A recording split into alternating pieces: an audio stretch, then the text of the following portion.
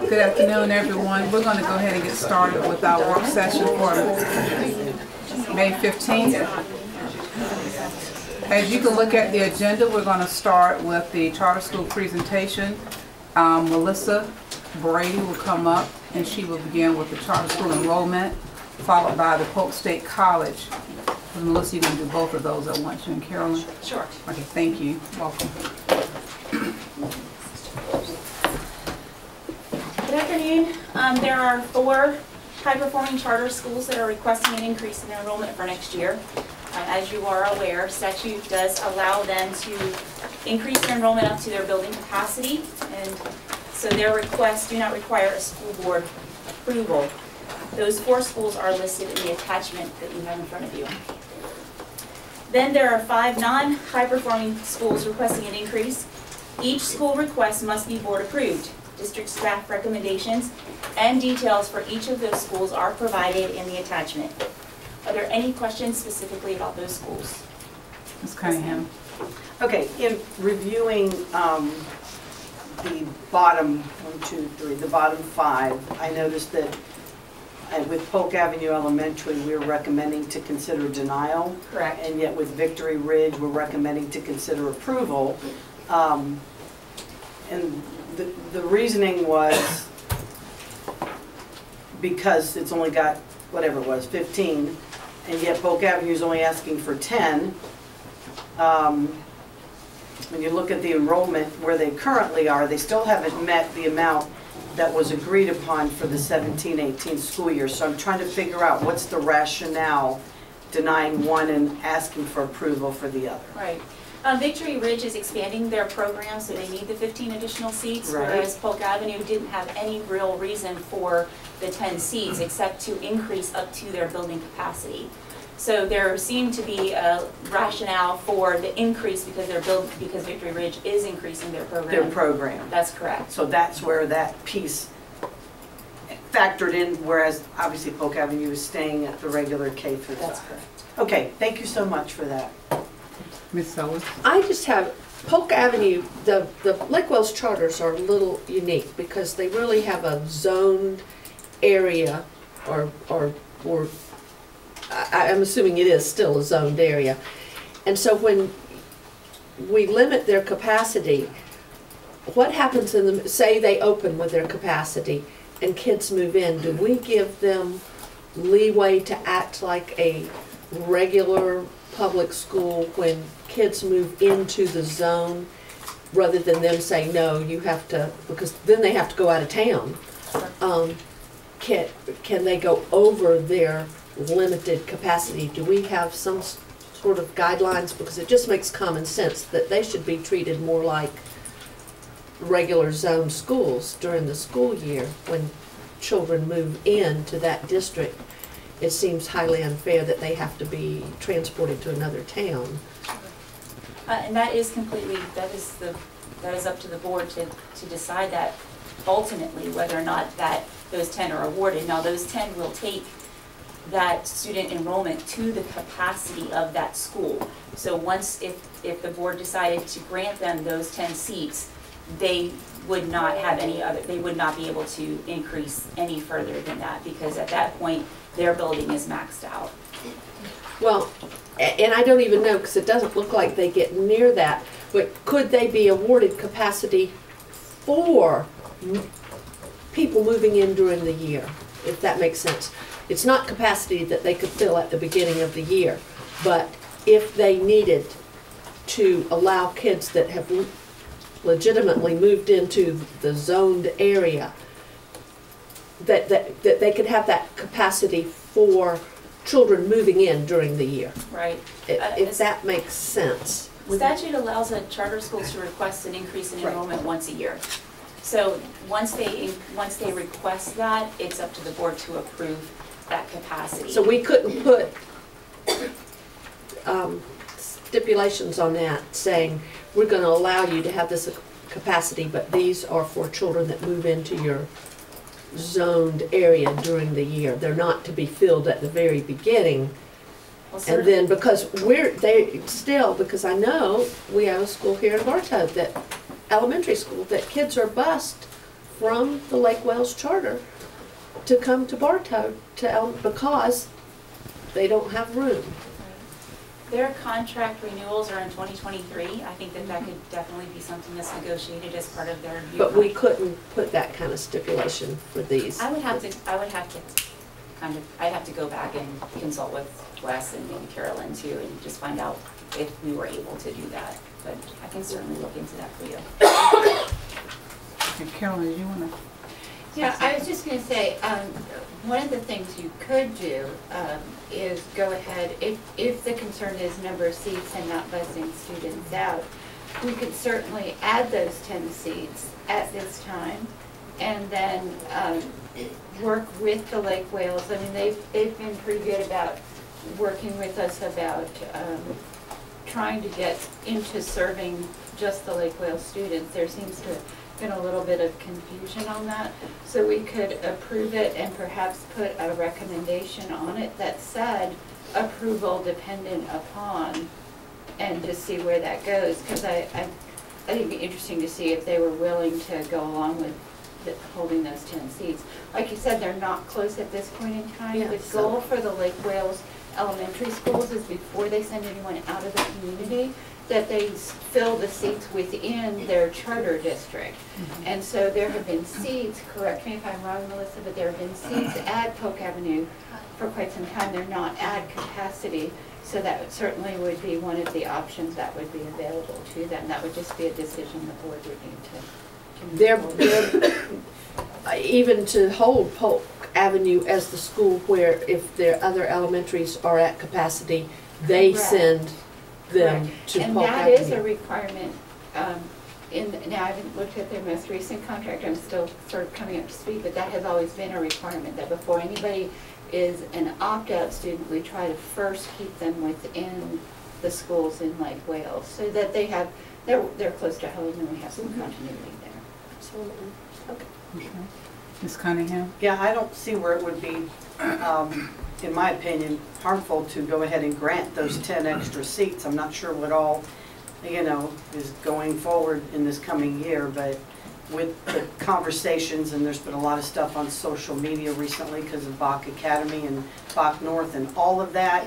I don't know what the plan is with Polk Avenue. I haven't talked to Ms. Guam, but I can't see where 10 seats, denying that makes any sense with all of this discussion of trying to keep Lake Wales children in the Lake Wales community. Whether or not you stipulate or not, I mean, it's 10 seats, so if they end up being able to grow, because the growth is obviously upon us all over the east side of the county, I think that would end up being a blessing for those families to have a place to get in, as Hazel has indicated. So I don't know how the rest of the board feels, but I would say it's not a big deal, 10 seats. Mr. Townsend? Well, I just wanted to sort of step back and I think your point's well taken. What is the impact of this? I mean, like, is there any, if we grant the 10 extra seats, is it just you can go to this number if they come? I mean, is there anything that comes with us doing this? Is there any additional money? What's the real world impact of this if we grant it either way? I think, if I may, I think that the 10 seats are obviously, the only impact is going to be the FTE dollars, and you'd have teachers in place to teach those students, which would take up the bulk of those.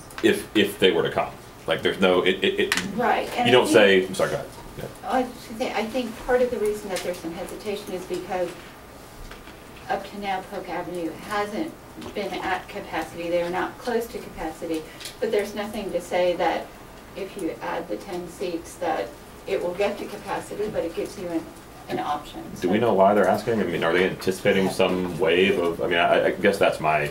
Do we know why?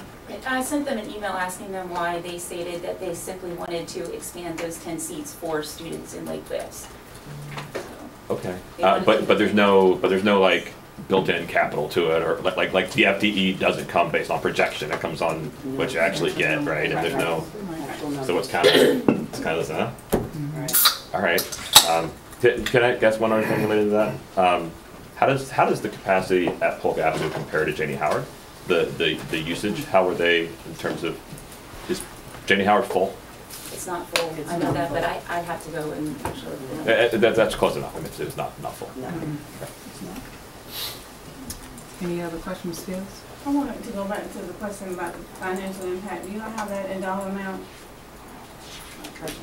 And I think in the future it'd be very nice for us to know what the dollar amount would be for that. And then the question in reference to the Polk Avenue Elementary, if I'm looking at this correctly, the current enrollment as of March is 516? That's correct. Okay, and so, and they were allowed to have 540? That's correct. Okay, so, I mean, I don't really have an issue with the 10, but my question would be, if they are able to have up to 540 and they're only at 516, what are they going to have between now and next week? And the answer that they gave you basically was that they just want to have the ability to add 10 more kids if the kids come. Correct. Okay, all right, well, I don't know about that one, but I think in the future, for me, it would be very helpful if you all could give me the financial impact and dollar amount when we're having these requests. Because in actuality, this is affecting our revenues, correct? Correct me if I'm wrong. Yes, ma'am. That's why I was mentioning the FTE cost, because if we figure about 6,000, Jason can help me, 6,000. Yeah, so if you multiply that times 10 kids, you're talking 60,000. If you multiply it by 100, now you're talking 600,000. So the impact is going to be that FTE dollar offset by the cost of educating the child at that study. In Polk Avenue, the recommendation was denial on that one. All right, Ms. Reynolds? Do you have any idea what they had in enrollment in August, September of this year? Not off the top of my head, but we keep a monthly enrollment tracking. I just would be curious to see how close they were to 540 Tell me at what the months you beginning want of the to know year. at the very beginning of the year. Just like the very beginning of the year.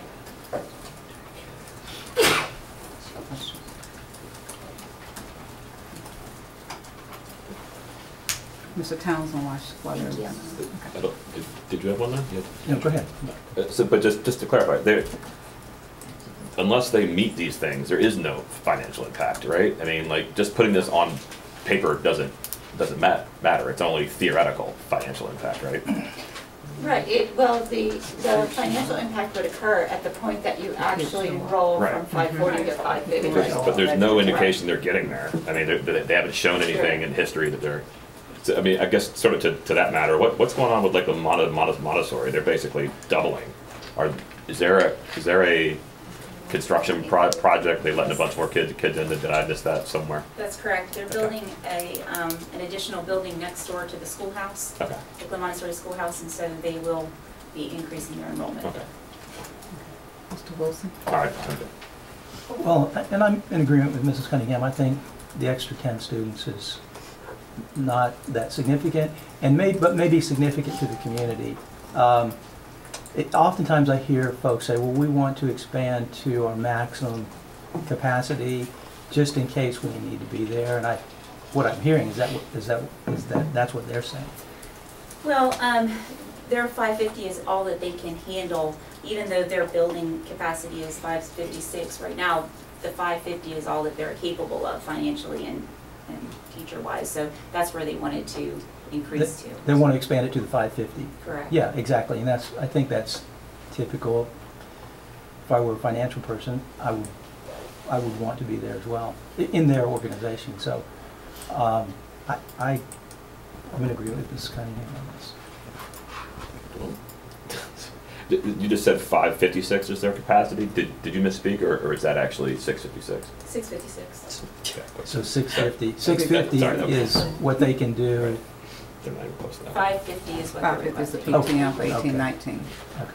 Yeah, that's their projected enrollment for this upcoming year. Ms. Soldier, I see you. I just, it really, because I don't know that they'll get there this year, my hope was in putting our students first. If they live in Lake Wales, I don't want them to go up to the school they're zoned for, even though it's a charter, and they say, oh, we're full, you're going to have to come to Bartow or Frostproof. That's the point that somehow if we can make that, because I know I had a parent call me that they were denied Lake Wales High School. I think they've gotten in now, but they were a zoned person. And that, how do we work that out so that zoned people aren't thrown out of Lake Wales because of capacity issues? And that's where I'm coming from. I don't think it'll matter whether, it doesn't look like they'll get up to that this year. But if they had other schools that were over capacity and they're sending them out of their town, it would be more favorable for them to go to Polk Avenue, in my mind. Even though we lose that FTE, they should be able to go to a school in Lake Wales. So, and I don't know how to work that out contract-wise because they're a little bit different than other charters, because they're virtually the town. And so they should have leeway to take the kids that come in the middle of the year, and rather than sending them, you've moved to Lake Wales and then you find out your children can't go to school there because they have hard numbers. And that's why I wouldn't mind them having some overcapacity that contract-wise they use for those children that move in. But I don't know that the 10 will matter, because I don't think they'll probably get there this year. But whatever year they do, when they legitimately fill up, it seems like they should be able to take kids that move in during the year, just like another public school would do.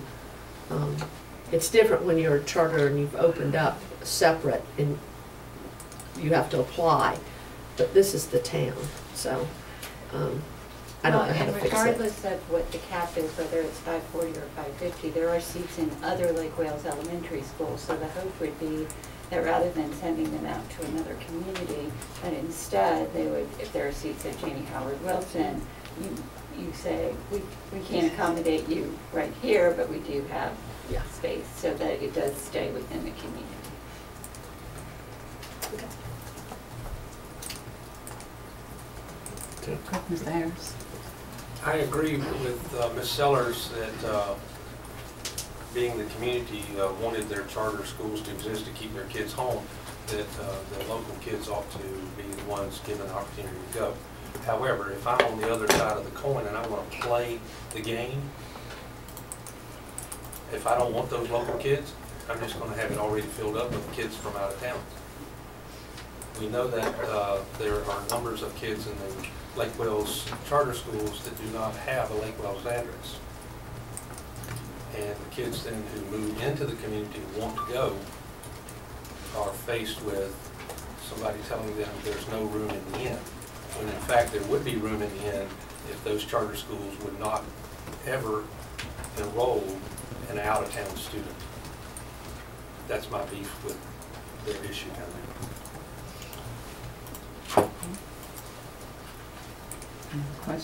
Just one last thing, and we can address this now or we can address this later. I'm not going to support the Discovery thing.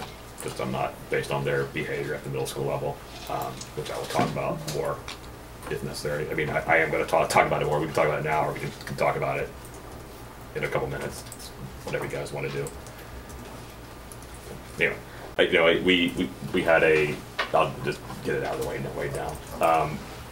You know, we had a presentation on them last time, and one of the things I asked about the dismissals was if there was a racial pattern to them. Staff said no. I went through and kind of ran the numbers myself. The dismissal rate, and this is just the dismissal, just the 36 kids who were dismissed, not the voluntary part. The dismissal, it's 40% black kids that are dismissed of a population of the school of 17%.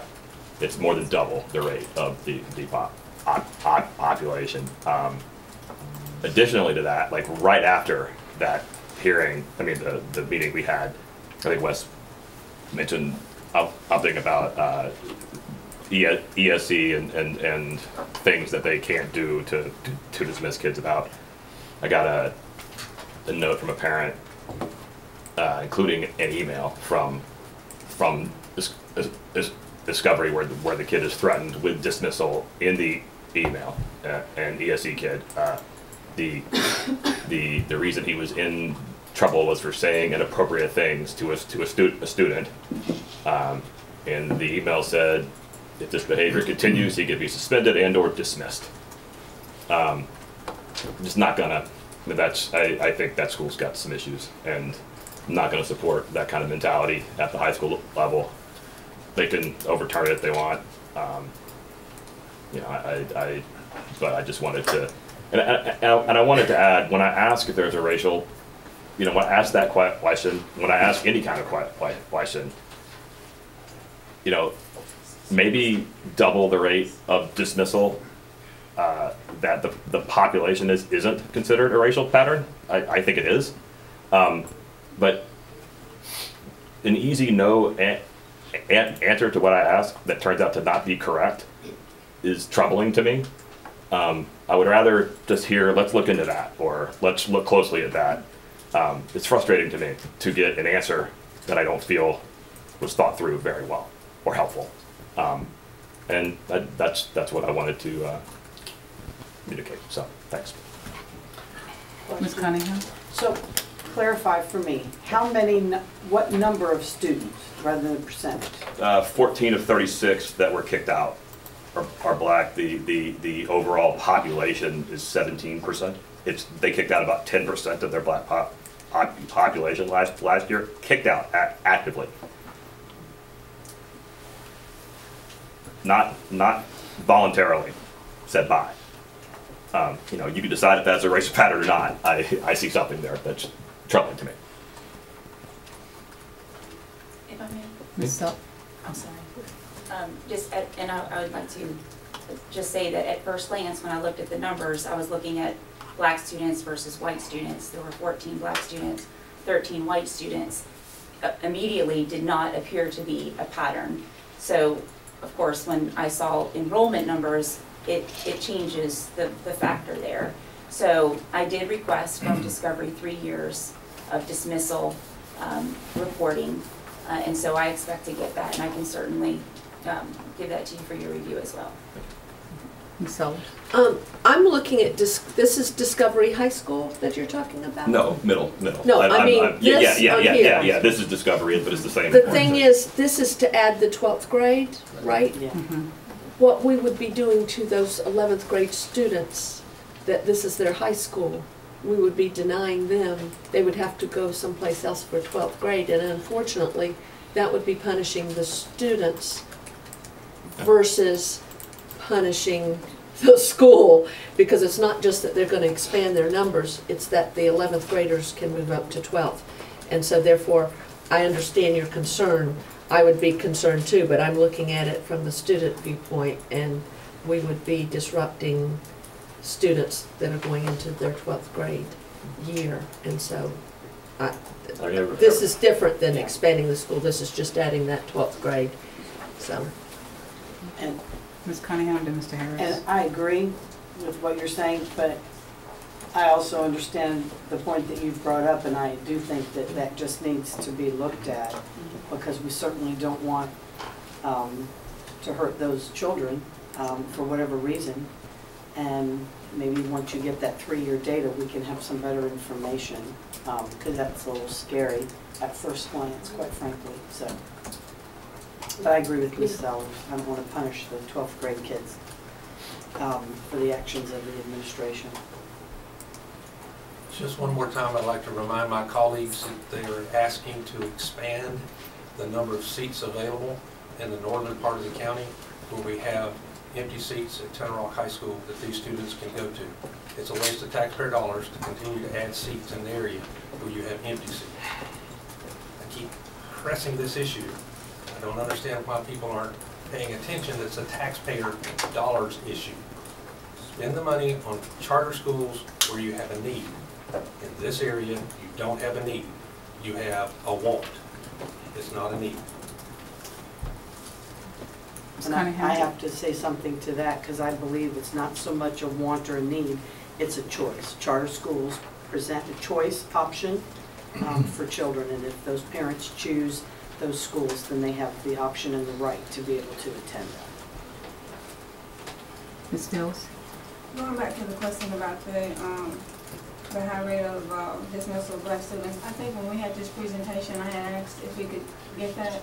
I just think in the future, we just need to look at that in any situation and see if there's a pattern. I don't think it should be, a school should be singled out. I think this should just be a practice of ours.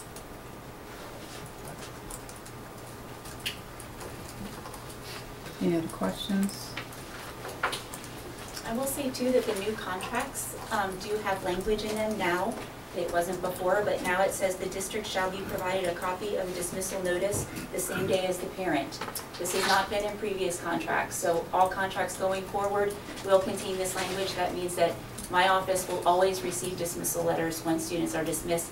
They should indicate the reason for dismissal, so that'll also give us an opportunity to better monitor the process. And when does that start, or did it start? This is in the new Discovery Academy contract. Can I ask, these dismissals, they're not expulsions, That's right? Yeah. They're just leaving the school. So the behavior wasn't at the level of expulsion. It's just, and the whole purpose of charters were public schools weren't doing their job and charter schools could better educate. And we see that they better educate by removing students that may be challenging. Because that's another thing, to dismiss students that aren't at the expulsion level is really disturbing. I should say they addressed that kid's problem. The only reason they addressed that kid's problem is because they got caught. And I have no doubt about that. And so if you're listening to me, Discovery parents, that seems to be the way. Email me. Sarah, is that in your district? Lynn, is that your district? Actually, it may be mine, because if Discovery, middle is in mine, I don't think the high school is. I think it was the high school. Right across the That is street. part of mine again. Any other questions? Okay, thank you, ladies. Contract. Yep. Go ahead. The next item is the Gateway renewal contract. They are requesting a 5-year term contract. There were no substantive changes from the original contract. You may have noticed one change with Section 8, insurance and indemnification was replaced by original contract language. And that's really all there is to say about that. Very straightforward contract. Are there any questions?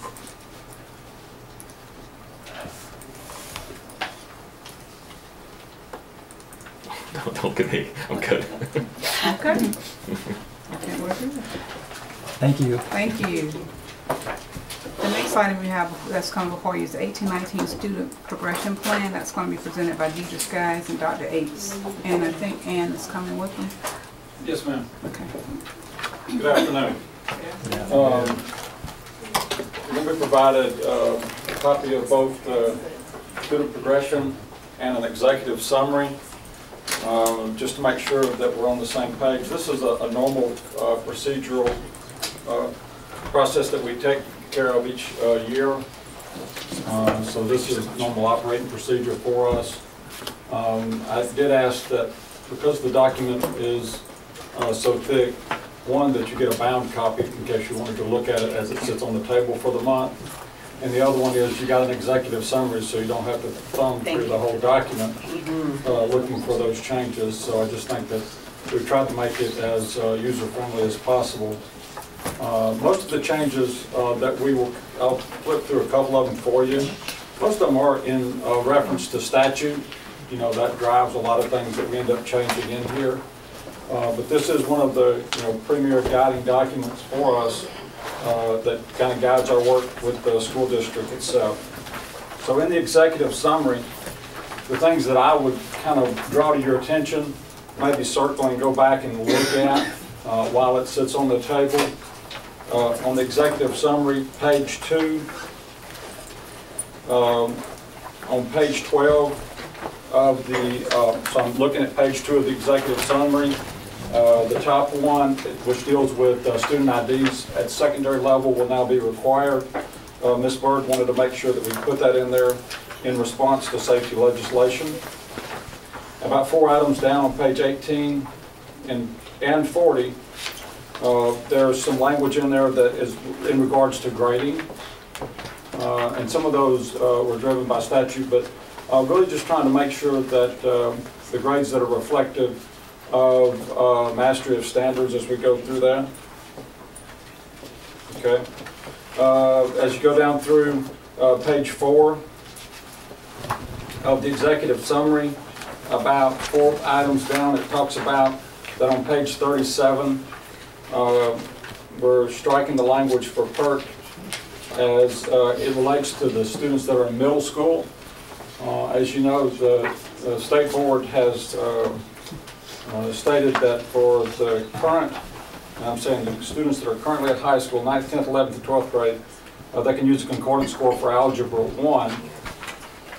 They're grandfathered in, but the State Board is actually considering tomorrow whether they're going to keep that language or do a different concordance score. But as it stands right now, middle school students could not use a PERT for a concordance score. That's why that is stricken from there. Keep in mind that we have 7th and 8th graders that are taking the Algebra 1. The likelihood of them needing the concordance is kind of small, but we still need that, or maybe that option, but they can't use it as it stands right now. So I just wanted to make sure y'all are aware of that. And that's going forward? Yes, ma'am. Unless the State Board makes a change on it. Okay, page 51 of the student progression, which is noted on page 5 of the executive summary. I got to tell you, this has been, if you're at the Superintendent Scholars, you're able to see some of our students with disabilities that were recognized. We'll continue to do that because on page 51 it talks about the marching order and recognition of a student that would have a standard diploma on access points and making sure that those students get their due recognition as all students would be. So I'm excited about that, as I know the schools are, and I think that you saw the really the compassion that was shown that night, so I'm really excited about that. As you go down through here, that's really the main changes that I wanted to make sure of. Both Ann and Deidre have been very involved in it, as they are each year through this process. If you have any questions, don't hesitate to email us, or if I can answer any questions now or they can, we will do that. This sits on the table, Mr. Bridges, for a month, is that correct? Yeah, we'll announce the public hearing tonight. Yes, and so after that, the next board meeting, it would come to you for vote. But this is the way we update it every year, and that the reason for that is this is the guiding document for how we do business from day to day with the school district. Any questions? Ms. Cunningham, then Mr. Townsend. More of a comment than a question. I just want to thank you for the wonderful executive summary with as much data and information that a lot of these things come with. It's a lot to take in. So to be able to see some of the fine points that are being changed from year to year, I know that this alone is a tremendous amount of work and time, but I can't tell you how much it's appreciated, I'm sure by a whole lot. So thank you for doing that. The ladies did that. I had to stay But I'm like, yeah, I gotta have the, give me the original. Yeah, that's right. The Reader's Digest, as I call it. Couple quick things. On the magnet schools, changes to the language. We addressed the retention policy where if you're retained at a magnet school, you can stay there. Is that new, as a policy, or is that just us catching up to where we were? What's in terms of language? That had been, we've used that somewhat as a procedure. In other words, when it was brought to our attention, the way we operated under those conditions. But it was time for us to actually put it in school board policy. So I think that to just take that next step and ensure that students have those opportunities to continue, whether they're retained or not. It kind of goes back to some of the same issues you were referencing earlier. No, I like that. Thank you for doing that. Second thing, on the marching order, is that new? Is the alphabetical order new, or has that always been there? I can't remember from my own. So this language had been in the SPP many years ago, and then it had been taken out 3 or 4 years ago, and so it's going back in. So before the current Access Diploma students, we had students that were on special diplomas and students that earned a certificate of completion. So what would happen is those students with a diploma, a regular standard diploma, were in rank order, and then the rest of the class in alpha, which included certificates of completion and special diplomas. So including Access Diploma students as diploma earning students and formalizing the process that they'll be in GPA order, rank, honors order is new because the diploma option is new for us this year. Okay. Well, I was actually asking. It's probably a dumb question. My question is probably dumb. I think I've seen graduations, or think I have, where kids were ranked by rank all the way through. I mean, so the alphabetical order of, anyway, our official policy is once you get past the honors, everybody goes in alphabetical order. It's not like a, Correct. not like a So rank. the Okay. school board has always recognized 3 honors ranking. Schools could have additional ranking, but they must have a minimum 3.2 and above Right. for honors rank, and the remainder of the classes in alphabetical order. Okay. Yes, sir. That's right.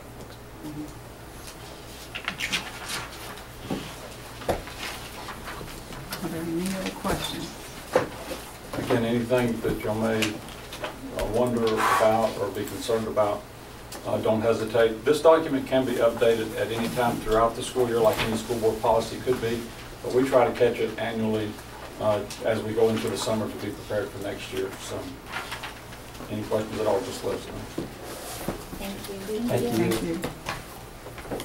Do I see Michelle Townley? Oh, there she is in the back, okay. The next item you have coming before you is a transformation of Gibbons Street, and that's Michelle Townley will be presenting that. I think you have a PowerPoint Yes, that's going up. Okay.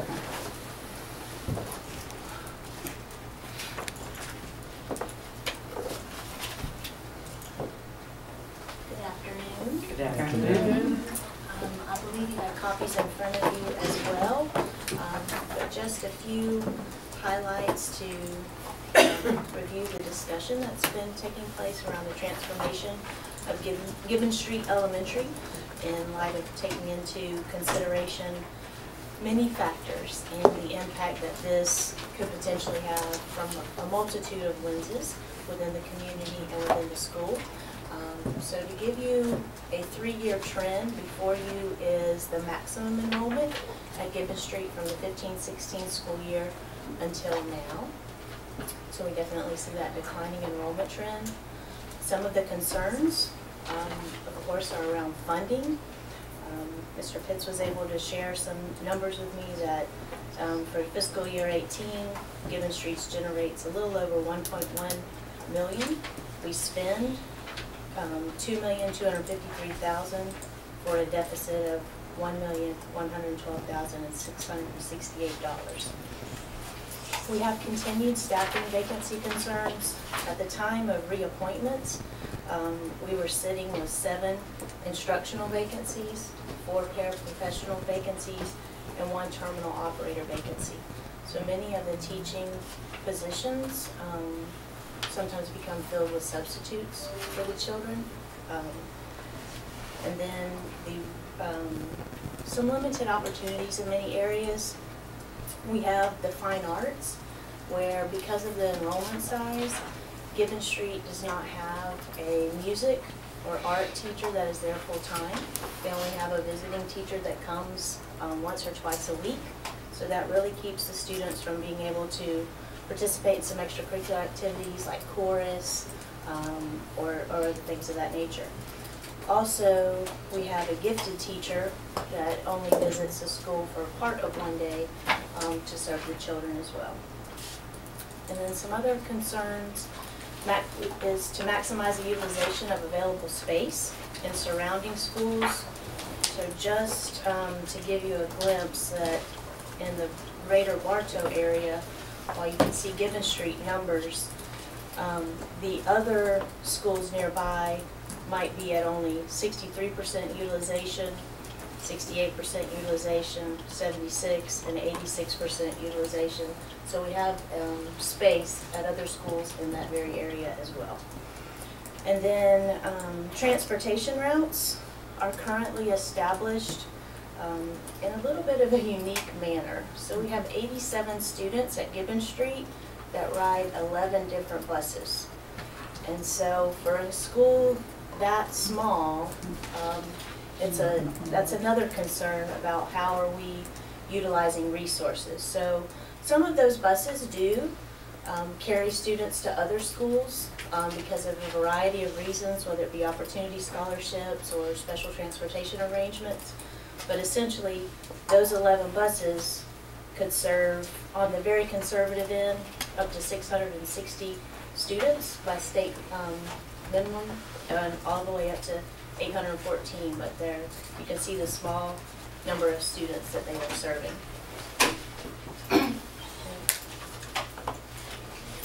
The next slide, we went over this in one of our community assessment team meetings with the group that was in attendance. And this just kind of paints a picture of how small size leads to concentrated weight of student scores in terms of school grade.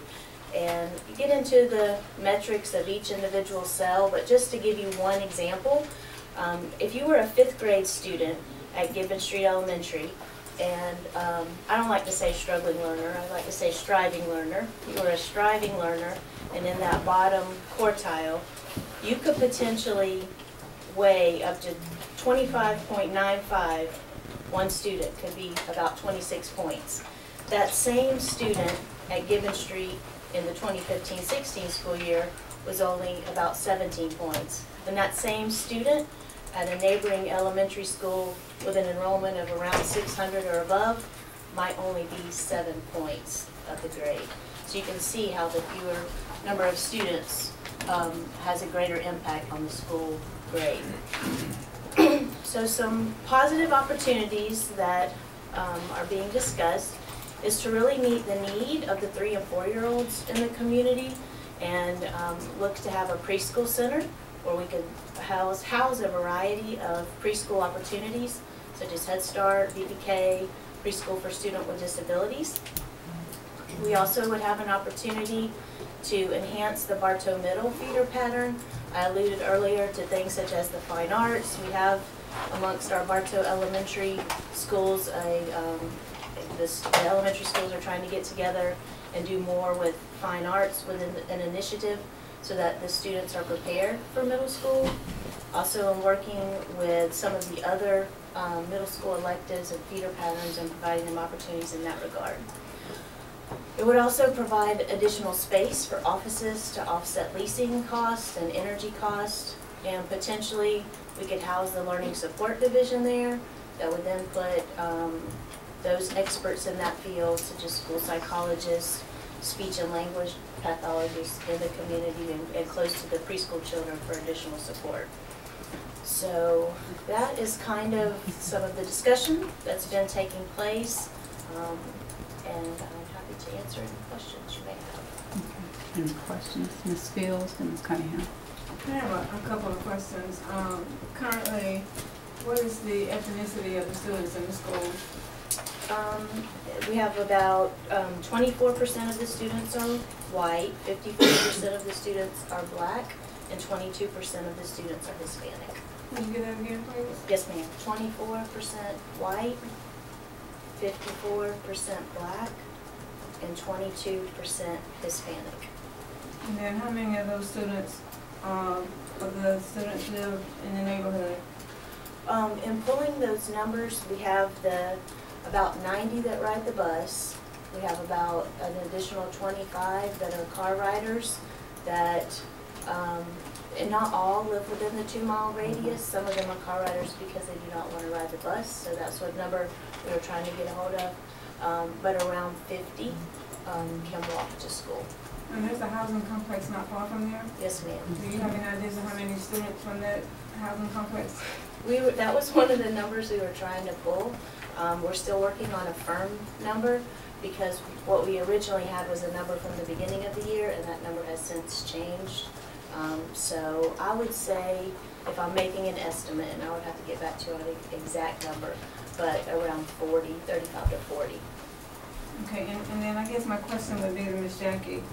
Have we talked to the community? Have we talked to some of the parents and families that would be impacted by this? So- And what kind of feedback have we gotten from them? Have we spoken to the staff? And what kind of feedback have we gotten from the staff? So we started out by speaking to the community leaders. I think we met with about 12 with Mrs. Sellers. And after presenting building a preschool center, they were all on board with that. They did not want to lose the school. That was the main thing. So looking at a preschool center, they thought that would be best because they do have parents that their kids go nowhere. And they felt like this would give them opportunity to get them into a setting and then bring them through the system by giving them, educational tools at that point. After this meeting, they're willing to start having their community meetings within their churches and different organizations and going knocking on doors. We then went and met with the staff because I wanted the staff to hear it from us before they hear it via work session. And we met with them. Quite naturally, it's always, upsetting for people when you're having to shift. And then we explained the problem with the enrollment, that we're seeing a decline. I believe the projected for this coming year was 172. So decline, it's steady declining. Marianne and Brian also went out and met with the staff after we did. So we've been working with the staff, and they understand the decline in enrollment. They do understand that. Quite naturally, nobody ever wants to leave their building, but they understand that. Our next efforts after today, if the boards give us a blessing to move forward with the transformation of Gibbon Street, is to have information sent. I believe Rachel's ready to send information out to the families in the communities, and then we're going to start with the meetings. So we try to do it in a process where we can get to the people that we need to address first and then end up. Ms. Sellers. Oh, and out of those low numbers, when I went out in October, 20 of those students are Lake Wales students that have been denied access to the schools over there for whatever reason. And we're trying to get those 20 back to Lake Wales and 11 of those were ESE students. So it makes such a hardship for those 20 families for the school to be in another town. So, That's one of the. So, yes. So if you take those 20 out, though, it's even lower. It's lower. And this year there was a combination class, which with the state standards, I don't know how a teacher in this day and age teaches 2 classes. And actually, if you looked at the numbers, there needed to be 1 teacher for every grade and a combination for every 2 grades. And you're still, because of class size, that's hence the double. We're paying double for those kids. And they're getting less than what most kids get because they're part-time everybody, part-time music, part-time art, and they don't have the opportunities then to do the extracurricular things that all of those teachers do because they're only there. They're not. That's not. They've got a homeschool. All of those teachers have a homeschool, and they're just spending part of a day or a day at Gibbon Street, and so. The quality of education, and when I went out, so few teachers because of the small size. At the beginning of the year, there were 3 kind of permanent subs at the beginning of the year that I knew about. It may have increased, but there's constant turnover. So these are all issues when you try to think about what's best for our students. This has been something that every superintendent I know has mentioned for a while, and it's just gotten to a critical state that I can see that. And I would hate another magnet school in Bartow because it's gonna, I see what the magnet school does at the middle school level to pull off another layer of the higher performing from all of the schools. This isn't gonna be good for the rest of the elementary schools. So,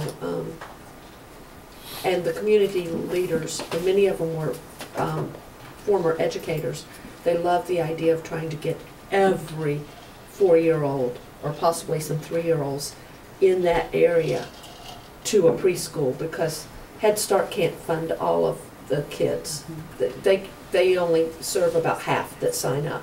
But VPK, if you don't have transportation, because they can't ride buses, the children that don't get into Head Start aren't taking advantage of VPK because of the transportation men, but if they're all there and the community leaders are willing to help us find those kids and be sure that they come to the preschool center. So it looks like I think the best solution at this point. But I know rezoning is never easy for anybody. We've all been through it. Ms. Cunningham?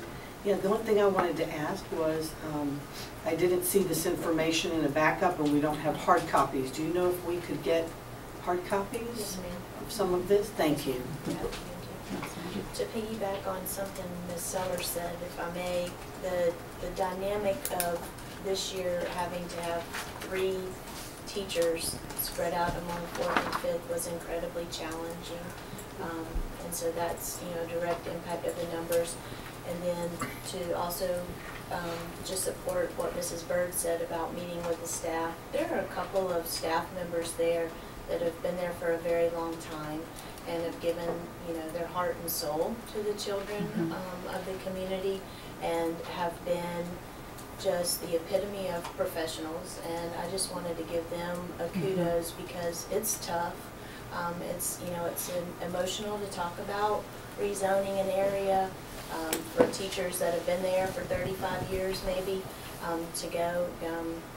Gibbon Street was the first place where I started in Polk County Schools 21 years ago, so it's a special place, and the teachers have been great, but it has been challenging to hear, and we did meet with Mary Ann and Brian Warren and are continuing to have open and transparent dialogue with them, and they have been also providing some great solutions and suggestions throughout the entire process and opening up the dialogue about if we move forward with this, how will we support the children to the transition, and they have had some incredible ideas, so just wanted to take a moment to give them a kudos in that as well.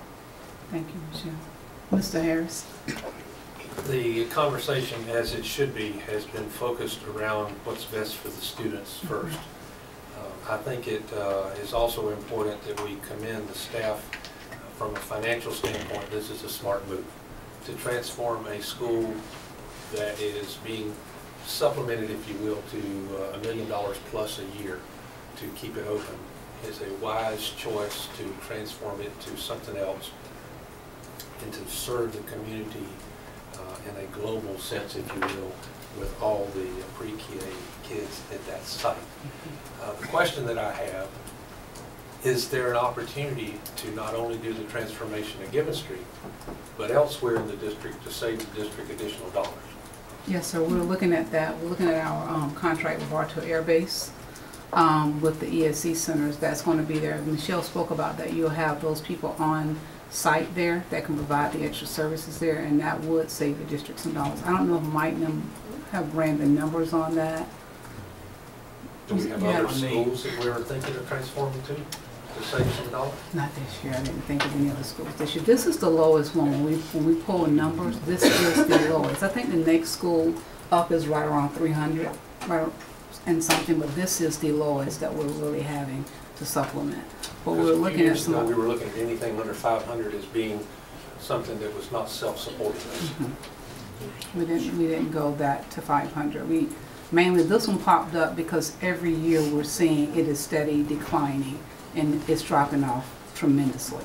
Aging population in the community too? Yes, that, and I think when they got the options to transfer out because of grading, that happened and they're not coming back as part of it as well. So to understand that there are babies over there that no one is serving, that we can get those babies in early enough was, one of the plus to create that preschool center for them, and hopefully we can get them a great start. Okay. So between the lease and the administrative costs, it's roughly $500,000.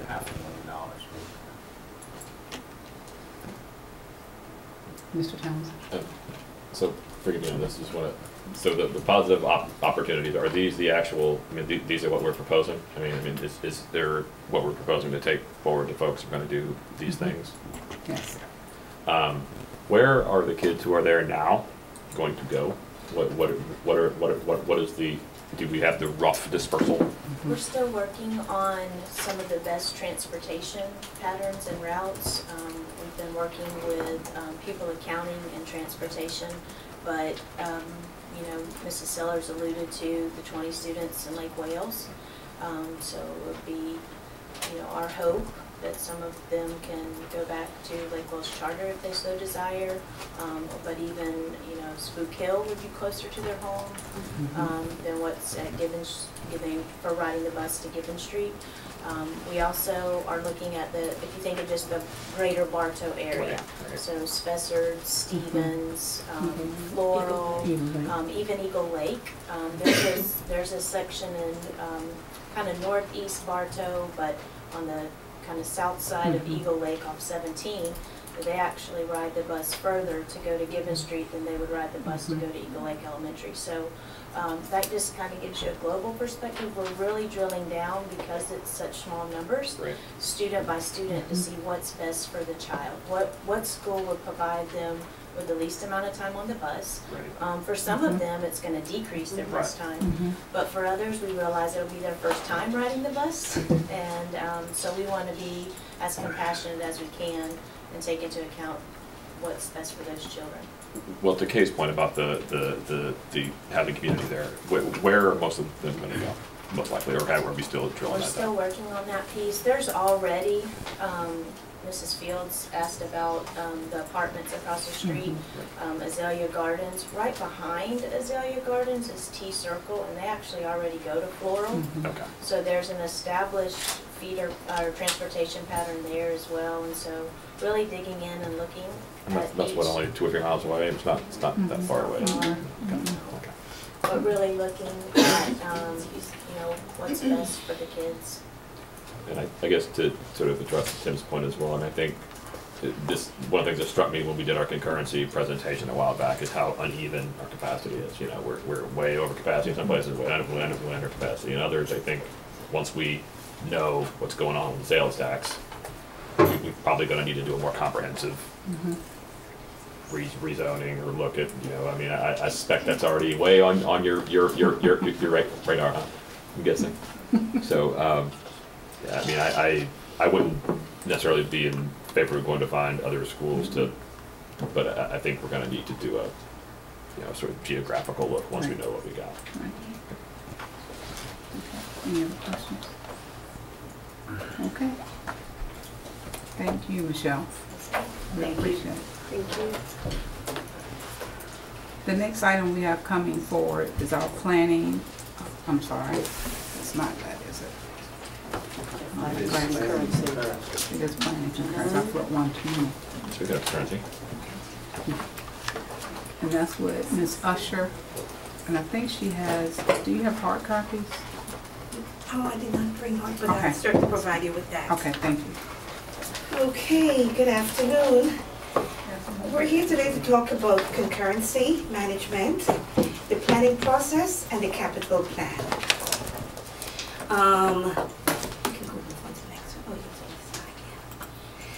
I have here with me Ms. Deanna Newman.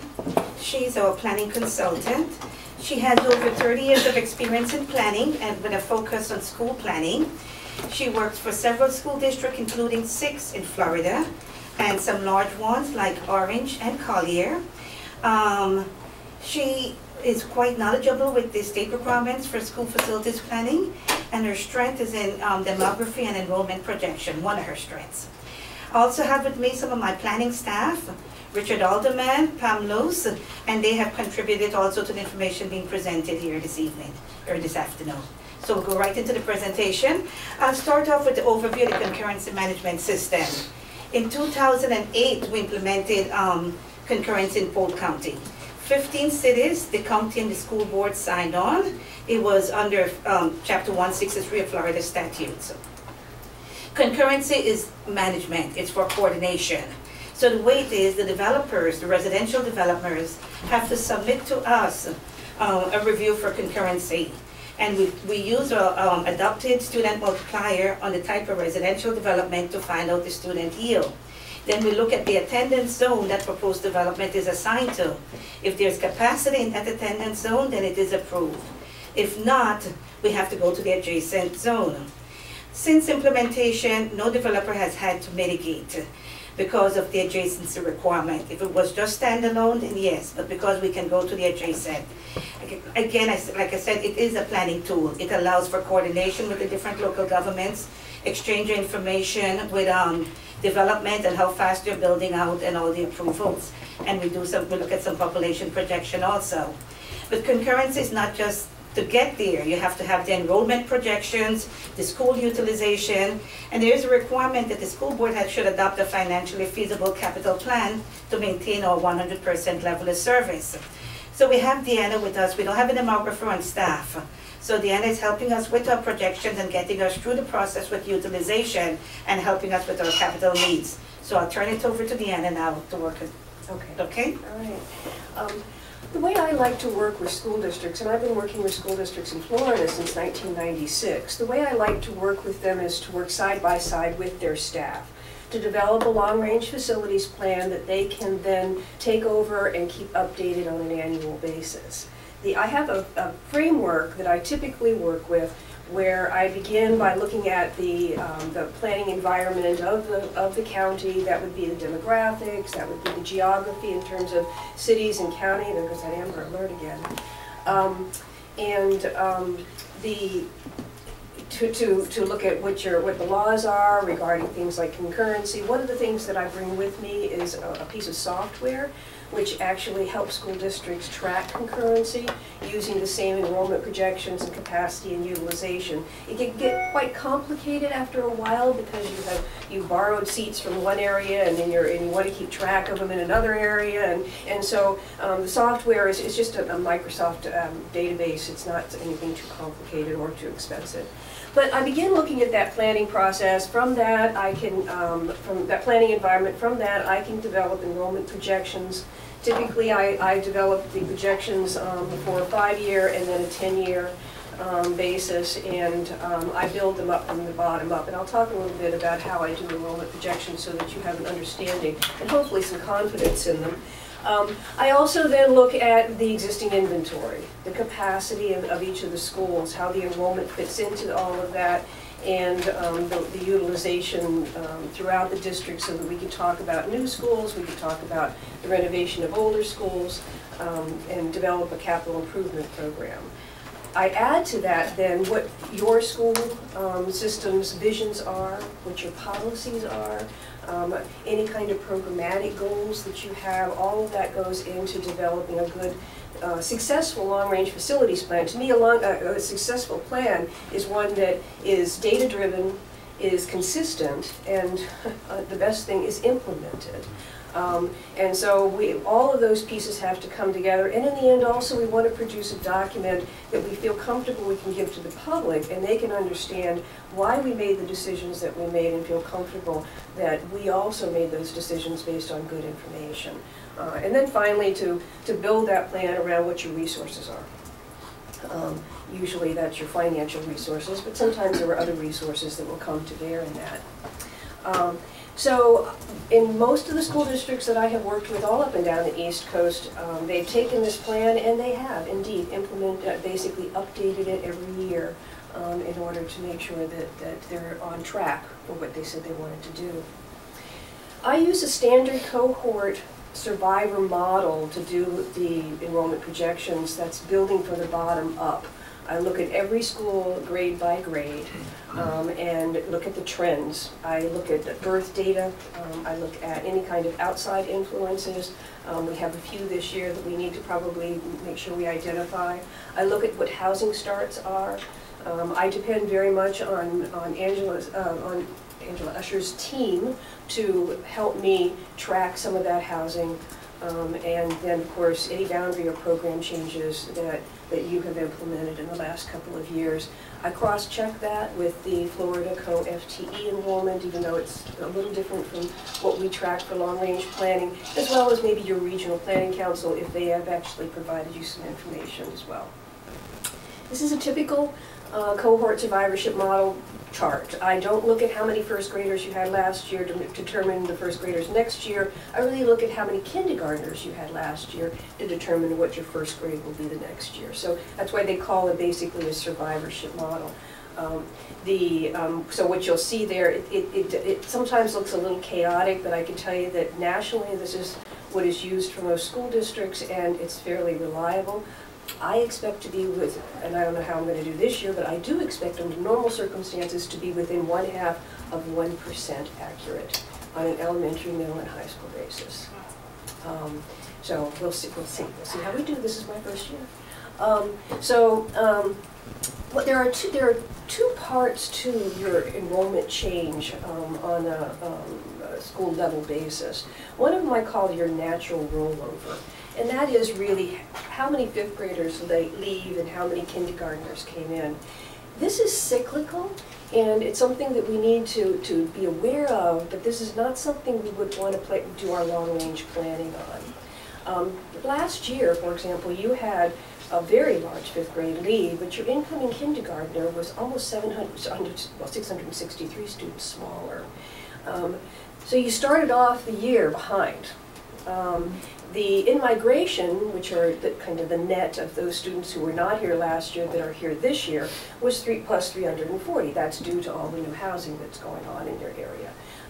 In the end, in October, and this is the October count that we use, you actually were below, came in having lost students, and you're thinking, wow, that seems really strange. We have all this new housing, why would we lose? This is cyclical. What's causing it? Some of it is caused by the births, and I think you probably are aware that we are seeing a decline nationwide in terms of the births beginning in 2000. People don't have babies during recessions. We thought when we came out of the recession that they would actually start having their children. They didn't. That's the millennial generation. We touch base on them a little bit. They've been causing us all sorts of consternation. And as a result, our kindergartens have been declining. And with that, so as we think, and if you look at this, you'll see that, as the baby boomers were a wave, the millennial generation is causing a trough up here. We think maybe we're at the bottom of that trough, and we'll see. Sometimes you don't know that you're in a cycle until you get out of it. But basically, if you look at this, the births have been growing, and as a result, 5 years later, we will probably see our kindergarten start to grow again. Outside influences, something else that sometimes causes a blip that will cause a cycle within our system. The impact of Hurricane Maria and the influx of students from Puerto Rico and the Caribbean islands. Many of these students actually came in after the October count. So in some ways, we may see that we're going to see them as growth that appears to be next year, but in fact, we've already had it. This is the February count, 824 students in elementary, middle, and high. Not evenly spread, but fairly evenly impacting most of the county schools. Just a quick sidetrack, cycles, trends. We want to do our long-range planning with trends, not with cycles. And again, we're seeing a couple of cycles impacting our enrollment this year. That doesn't detract from the fact that enrollment is still increasing, population is increasing. Birth rates are down, but they've been down. They've been steadily falling since World War II. Prices are up.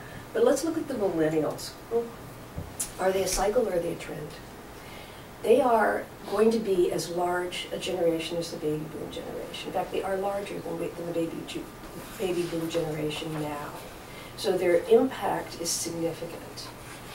They are getting married much later, but then we've been getting married later anyways since World War II. The fertility rate has been the lowest that it has been since we began recording births in this country. And it's been like that for many years at this point. So we're waiting. Is it a cycle or is it a trend? I think we need to get out of it before we find out.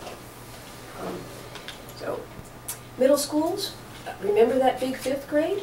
Well, that big fifth grade became a very big sixth grade. Okay.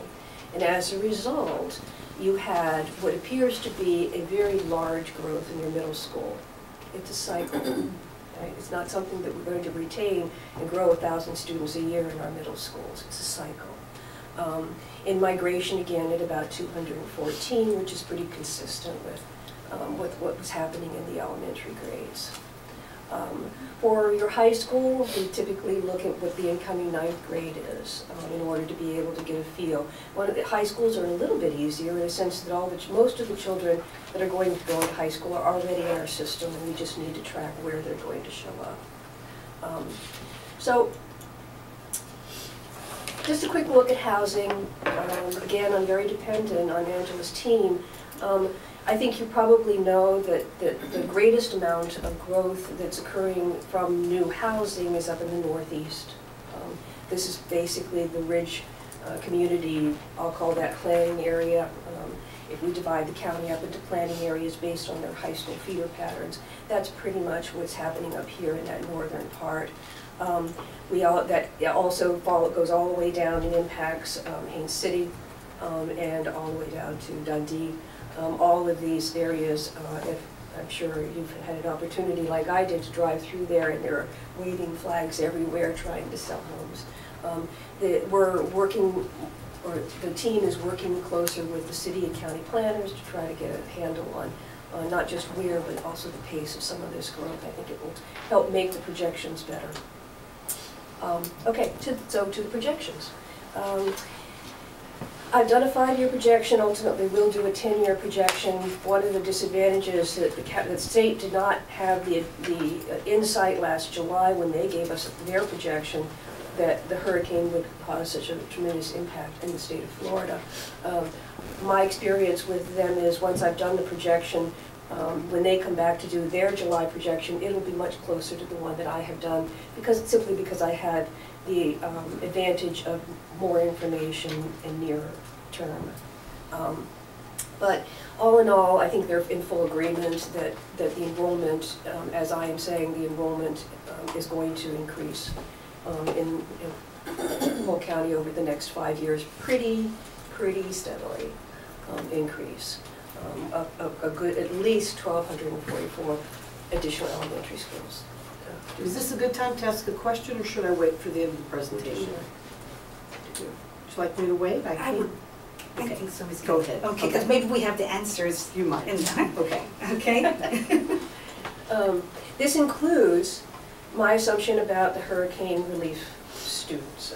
I'm assuming that and again, it's anyone's guess, but given the current infrastructure lack still in Puerto Rico, it would be my assumption that some of those students will continue to stay here in Florida in general. For the grades 6 through 8, again, we're projecting about 1,481 students. So they are going to be benefiting for the next 2 years by large grades moving out. But think about it, that trough that we just saw in the elementary, it will eventually hit into the middle school, and we're going to see some dampening of that growth. If you look here, the state is actually predicting that the middle school enrollment will decline. I think your in-migration from new housing probably will negate some of that. Maybe I'm more optimistic than they are. At the high school level, again, you're going to see the large grades coming through to the high schools, and that combined with new housing is going to probably cause a pretty significant increase in the high schools.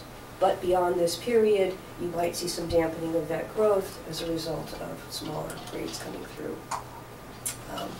So all of this being, it's about 5,000 or 6,000 students over the next 5 years is pretty much, I think, what Polk County would be looking at. And of course, the implication is that there are certain parts of the county that are going to see some utilization concerns. Areas where you already are experiencing a lack of seats. As we were just looking in the housing, on the housing map, up in the northeastern part, up in the Ridge community area, by 2022, that's not that long from now, your high school will be significantly over.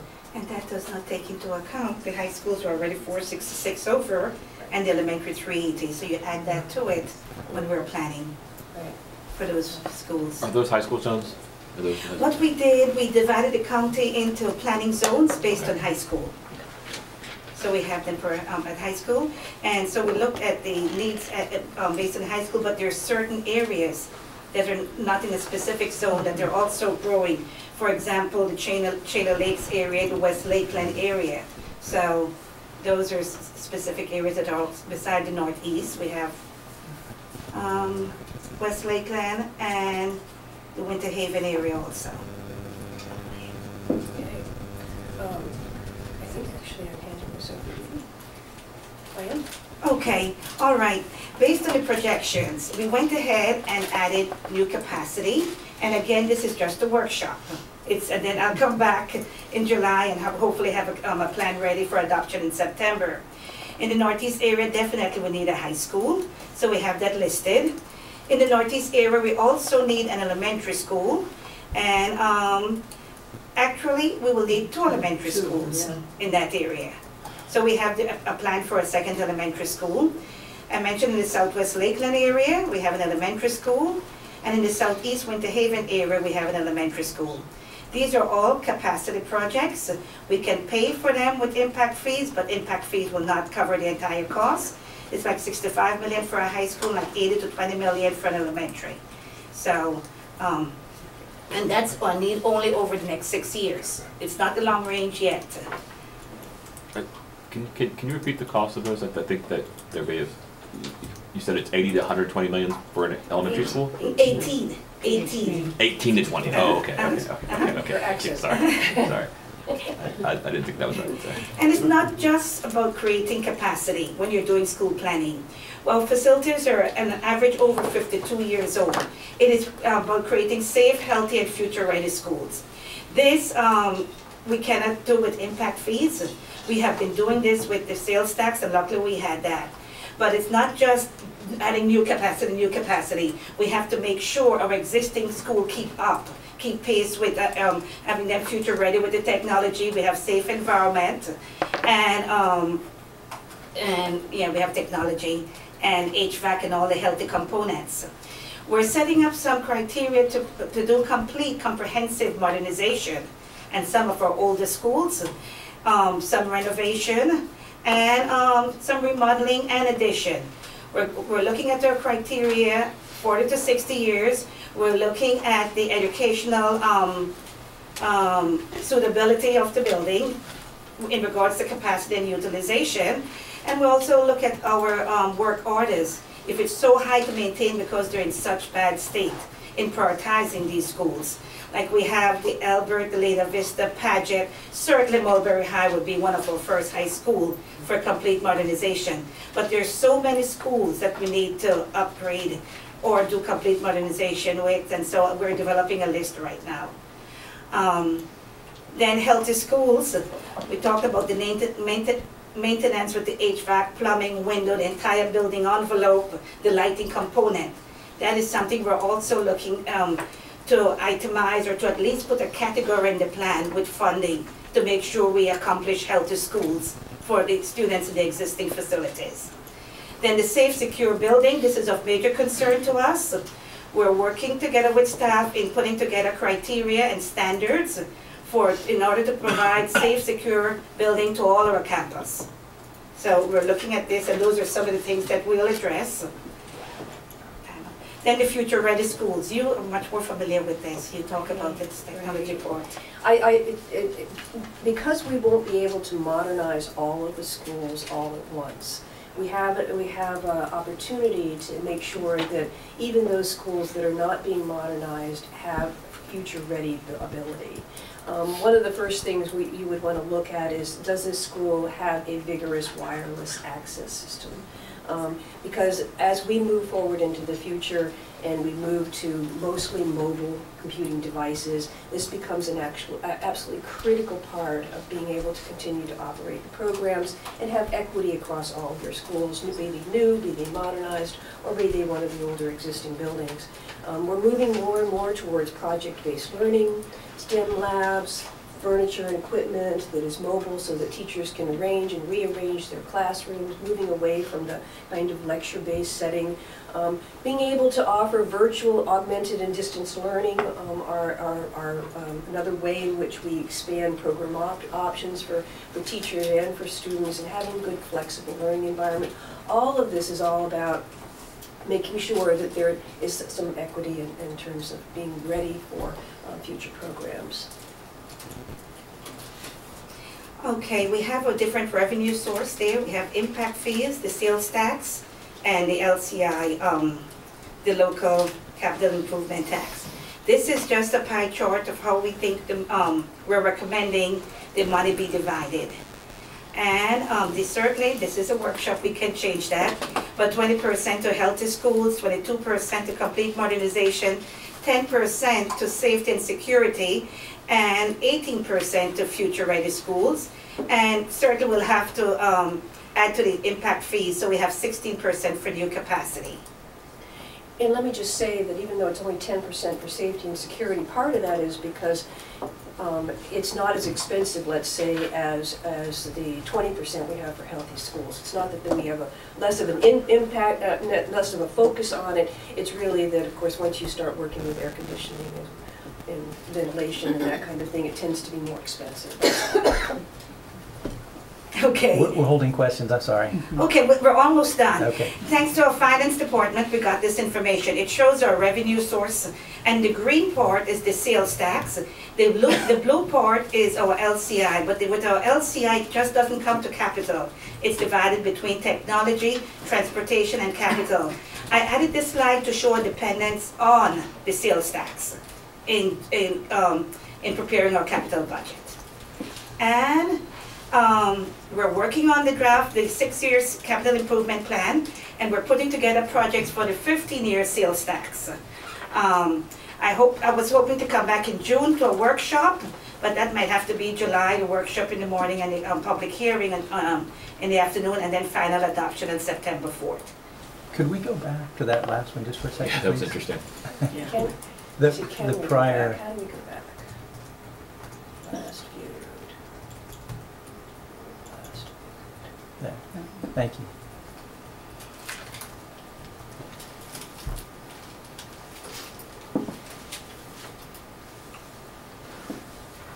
Ms. Cunningham? Okay, going back to Ms.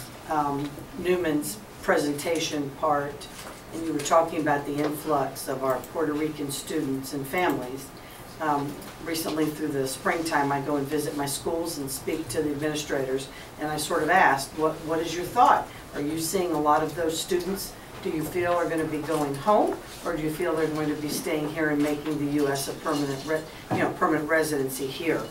And invariably, every single person I spoke to said that overwhelmingly they are finding that those families now have actually purchased homes and that those students will be staying with us. So I don't know if you've heard that, so I wanted to just share that with you. And we've also been very blessed to be able to hire several teachers in each of our schools. Unfortunately, due to that hurricane and devastation, and the teachers are doing a phenomenal job in our schools, have a great, wonderful work ethic, and the administrators are just really thrilled. So my point is, I believe that the influx, I know we show it as a cycle, not as a trend for this particular past year, but I really feel that those folks that have come over, at least on the east side of the county is all I can speak about. Those folks have told me that they're pretty much staying, they're putting roots, they're finding great jobs, the parents, if they're not educated right, and that the kids and the families are staying here permanently. I've heard that from every single school this past spring. So as you build into your plan there, keep that in mind, because I don't think they're going back, and that's a blessing to us. So. Ms. Sellers? I just had, this was just curiosity, in your years, the 2020, you had a dip. I mean, it was constantly going up, and then there's a loss in 2020, but not in 19 and not in 21. What's happening in 2020? It's probably exactly what you saw this past year, and that is, it's probably a large outgoing 5th grade and a small incoming kindergarten. And again, I guess predicting the future is always difficult anyways. But if you start really drilling down, it does look a little chaotic. Just have faith that in the long run it has a trend, and it's probably only that. Okay. Mr. Townsend? Thank you for that. One of the things I want us to think about as a board, hopefully, and I guess as you're putting together a program, we're not just a county of 120 zone schools. We're a county with an underlying layer of zone schools, with a layer of magnet schools on top of them, with a layer of charter schools on top of them. And then private schools. But the private school, I think we're like everybody else. We're different than everybody else in the number of conversion charters we have and how that plays in with the magnets, I think. So when we're planning these things, I think that puts enormous strain on our transportation. I would love for us, particularly in the context of getting the sales tax, should that be updated, to think in terms of reducing busing costs as well, to think of busing as a capital issue. One of the very practical examples I can think of this is all the kids that we bus away, and we're, to our credit, we're starting to address this at Lincoln. But what if we were able to find space to build near Lincoln and again, I don't know what the feasibility would be, but you got Rochelle, that's a magnet school. You got Lincoln, that's a magnet school. You got McKeel, that's a charter high school. All facilities that once served a particular community in a sense. Now that they really don't, we should be thinking about building back into that community and try to build connections with the magnets that are there. I would urge you, and I would love if the board would kind of nod along with this, to think about both our transportation costs and the access to local facilities, because we're sending a whole bunch of kids to Wagner. That causes a big problem. We're sending a bunch of kids to Highlands Grove, which is a good school, but they have a long way to go. They're spending, we have 30, 45 minutes on the bus for a lot of these kids that are being bused away from schools they can see. I think that would be a smart use of our capital. I think we could reduce our busing cost and improve some people's quality of life. And I'd really, really like us to think about where our schools interact with the charters and magnets that cause the dislocation. Okay? Does anybody object to that? Schools? Well, I just, yeah. I mean that's oversimplifying it a bit, but I'm like, let's build back into areas that have been hollowed out. Like if we, it looks like, because there's Lincoln and there's Rochelle and there's Lawton Childs Middle and there's all that, this area of Lakeland is served by a whole bunch of schools. It's not. It's a desert, and those kids are sent out. Let's build something in there for them. Let's think in those terms. Is what I'm trying to say. And I'm sure you've got the same thing in Winter Haven and all. I'm just very familiar with the Lakeland area. Ms. Reynolds? Do you think, to that point, do you think that there's going to be the opportunity to do what we've done at Lincoln at other magnet schools? The Jewetts in the Florenceville area, they're getting bused everywhere outside of their community when they could go right there. But long term, do we think that there are any of those opportunities available? That could be long term. We have not addressed it upfront yet. Ms. Sellers, then Mr. Wilson. I just know that before we worked really hard on this was a federal court order from years ago that caused the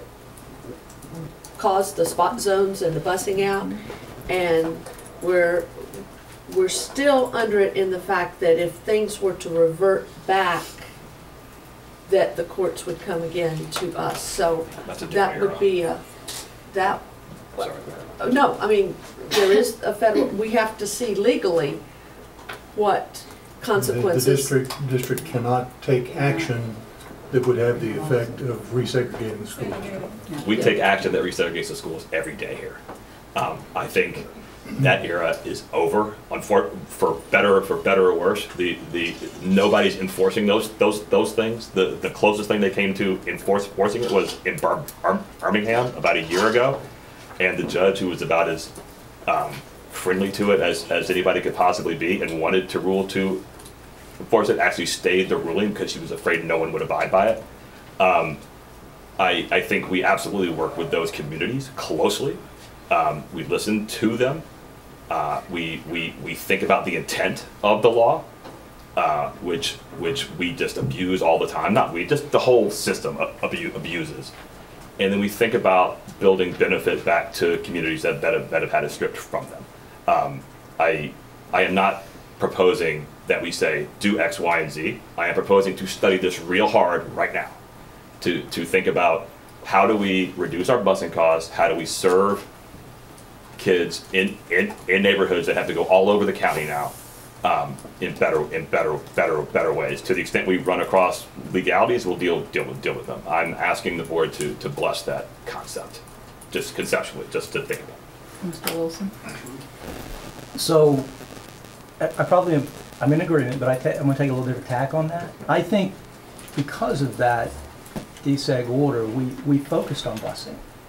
And what I would like to see us do is plan a little differently and not focusing on busing. I agree with Mr. Townsend. We are, much of the state legislation, but we're resegregating our schools. And I think it's just a matter of time before we find ourselves with another lawsuit. So I think that I think it would be helpful if we start thinking in terms of less busing and getting our kids back into local schools. We hear from all our communities. All of our communities want that. So in any case, I would like to offer this. I think this might be something that would be a little bit of a bright spot. As I understand it, I've been told that our Board of County Commissioners are doing another survey as it relates to impact fees. They're going to be conducting another survey. And I think the intent of that is to help us find some additional impact fees. Amen. One of the things that's kind of happening throughout the country, I think, and I think our county will look at this as well, is having a base impact fee. I suspect it would not be lower than where we currently are, and then having additional impact fees where we have the greatest need. So we could see that structure. I don't know if it's legal to do that or not, but I think that's one of the conversations that's happening right now. So my point is, I'm hoping we're going to see some increased impact fees. And my other question, and this was really my question at this moment, has to do with the sales tax. I mean, currently we're paying off the bond, so we have a limited amount of sales tax to work with. Given that if that referendum passes and we have the full impact fee to work with, do you have a sense of how helpful that will be in building some new schools that we need? Mr. Wilson, I met with finance, and I'm certainly when I prepare this plan, I'll go over with them the funding. But the thing is, the sales tax will not come in to build a school, so we might have to end up bonding again. No. Because we get like 40 million, and so we won't be able to build a high school or something with that. So I'll have to talk to the finance department and see how much that will bring in. It depends if we do certificate of participation where we're borrowing, or if we bond the money where we have to pay back. If we want the schools right away, and we can't wait till the money comes in every year. Ms. Cunningham? Thank you for your presentation, both of you. It was very poignant. I personally feel, being in the northeast quadrant of our county and seeing the immense building that is happening and people saying, where are those kids going to go to school? Because I'm at capacity, we're already got portables and on and on. My thought is, looking at what you've put together today, would be that it would be critical that we put together this information. And I understand your point about the neighborhood schools, and I do feel as we move forward in the future, we do need to definitely look at that. But right now, today, on the horizon, we're going to be opening up 2 of our high schools in Northeast Polk, Ridge and Haines City, you know, over capacity. They were this year, they're continuing to be, and they're going to continue. So we need relief, and we need it yesterday. So my thought is, as we move forward towards this referendum, that it would be crucial that the plan that you've outlined today, and I don't know which slide it was on, that indicated where that money would be utilized, is to build these new schools. That is critical to put out there, to have it in writing, to have the board approve it, for us to discuss it, timeline it, whatever we have to do, and then get it out there to everyone so that people know we desperately need the money. Everybody's pretty much aware of it. The sales tax committee, I've talked to several, but I think the power's in the writing. We have to educate and communicate, as you know, they're doing a great job of, and to let people know where that money is going to be spent if that thing should be approved in November. And I think the outline that you put together today is perfect to do that, and it's an actual need. They would like to take a tour of either of those two high schools or the other places that you identified. I would welcome them to call the principal and go see, because it's really, it's getting to the point that, to me, it's going to become a safety issue on our two largest campuses, or at least one of them with Ridge Community High School. So I think your plan is great. I appreciate the work. I know it's been a ton of work to get to this point. We are behind the 8 ball, but that's okay. We just need to keep moving forward. But if your plan can be brought forward and then shared with those that are working on this objective, and put it on every billboard, on every news media, on every social media place we can, because that's where the need is, and everybody or anybody that knows that, right? I mean, so that's kind of where I'm saying, and I know I can't say too much, but that's how I feel, and I'm going to tell you how I feel because it's huge, and our communities need to know that. So I support you going forward with this. I just can't wait to see the other, and I'd love to see it in June if there's time to add it on that work session agenda. Mr. Wilson. Well, and I agree completely with Ms. Cunningham, but I would like to offer this as well. Bear in mind that it's a countywide tax. It will be a countywide vote, and so every community wants to know what we're going to do for them, and so it's important that we're clear about how we're going to help, I think, every part of our community, and I know you are. We've had some of those discussions, and how we're going to help those various communities of what and exactly how we're going to, not only what we're going to be doing for them, but what we've done for them in the past. And I know we've had those discussions. Right. Ms. Fields and Mr. Townsend. So my question is, what is the process that we're going to utilize to make sure that we get input from the various communities on what the school needs are? How are we doing that? Well, so far what we have been doing, we have been visiting the schools. All our service manager and staff, they have been out to the schools doing assessment, giving us cost of how much they spend monthly on those schools and how much it costs to maintain. So we're putting together the facilities maintenance part. And when we have, I've spoken, we're doing our best to talk to the principals, and maybe I could go through the regionals and ask them for their priority. But right now staff is out there at the school. Okay, doing the assessments. How they're going to be prioritized. Right. Well, how they prioritize? We have to come up with criteria. With the complete modernization, we talked about age, which is certainly a component, because we can't tear down newer buildings based on the state custody requirements. So we'll have age, we'll have educational adequacy, your classroom, how it's made up, if it's okay, if it's suitable to teach, the capacity to utilization, and the other one will be the finance part. If it's so old that it's costing us so much to maintain. So we'll look at these criteria and prioritize our schools. Again, it's up to the board to adopt that and or to give us feedback on that, because we'll bring that to you, or we'll bring you our modernization, our renovation, our remodeling, our additions, a category for deferred maintenance, for HVAC. So we'll have all these itemized in a capital plan. Okay, another question I have is the school board workshop for July 24th. What is that? Usually when the board adopts a plan like this, you need your first reading and your adoption hearing. So the preliminary was going to be on July 24th. I wanted to come to the workshop in June, but because of the magnitude, even though we're working on it right now, I don't know if I'll have the final product by June. And so I was hoping that maybe if I don't, I can do the workshop in July and the public hearing in the evening. But we'll see if, certainly we'll try for the June. If not, then I can do the work session in July and the preliminary in August and then the adoption in September. When you do a plan though, we have to send it up to DOE and it has to be adopted before September 30th. So the latest for adoption was September 4th. Okay, and the other thing is about the neighborhood schools.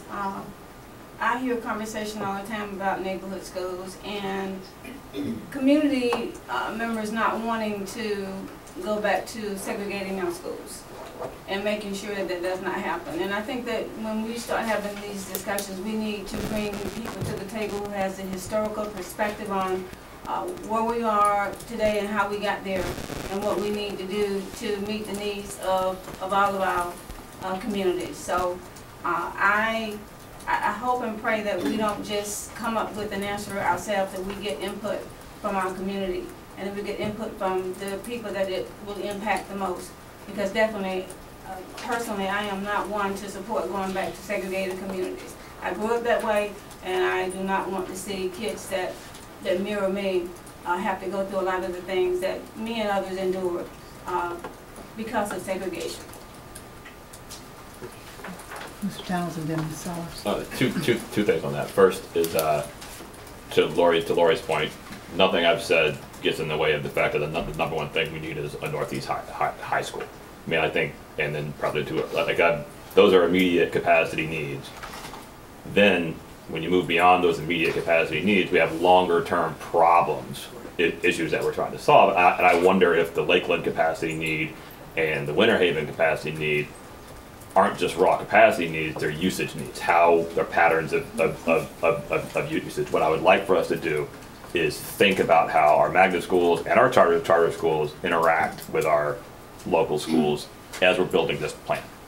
To the point about segregation, the last thing anyone wants to do is resegregate schools. Unfortunately, we are already resegregating them in many ways, like by ESE. I mean, we have complete ESE segregation in this community. I mean, they're just not done at most magnet and charter schools. We're segregated by class. What you might call the governing class of this community has basically opted out of a lot of traditional schools, primarily at the elementary and middle level. What I would like to see is us very carefully start to build back toward a real kind of integration where, again, and I use the Lincoln idea as an example. We're taking a school. It doesn't do any good to segregate kids on a bus and drive them as a packet of segregation 20 miles away from where they live, which is largely what we do at Wagner right now. We take a segregated group of kids, plop them on a bus, and drive them to Wagner. Yeah, they're at an integrated school, but they're segregated in the way they're delivered there and delivered back. I think some of the most segregated things you're ever going to see are buses.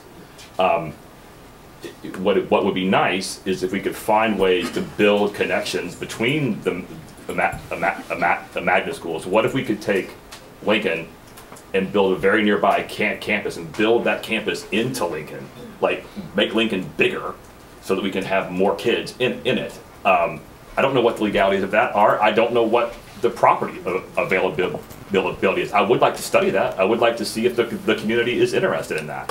I hear all the time from the community, I say, would you rather be able to go to a school you can see, or would you rather be bused 20 minutes away? And I got to tell you, 85% of the time, it's I want to go to the school I can see. I want my kids, I hear this over and over again.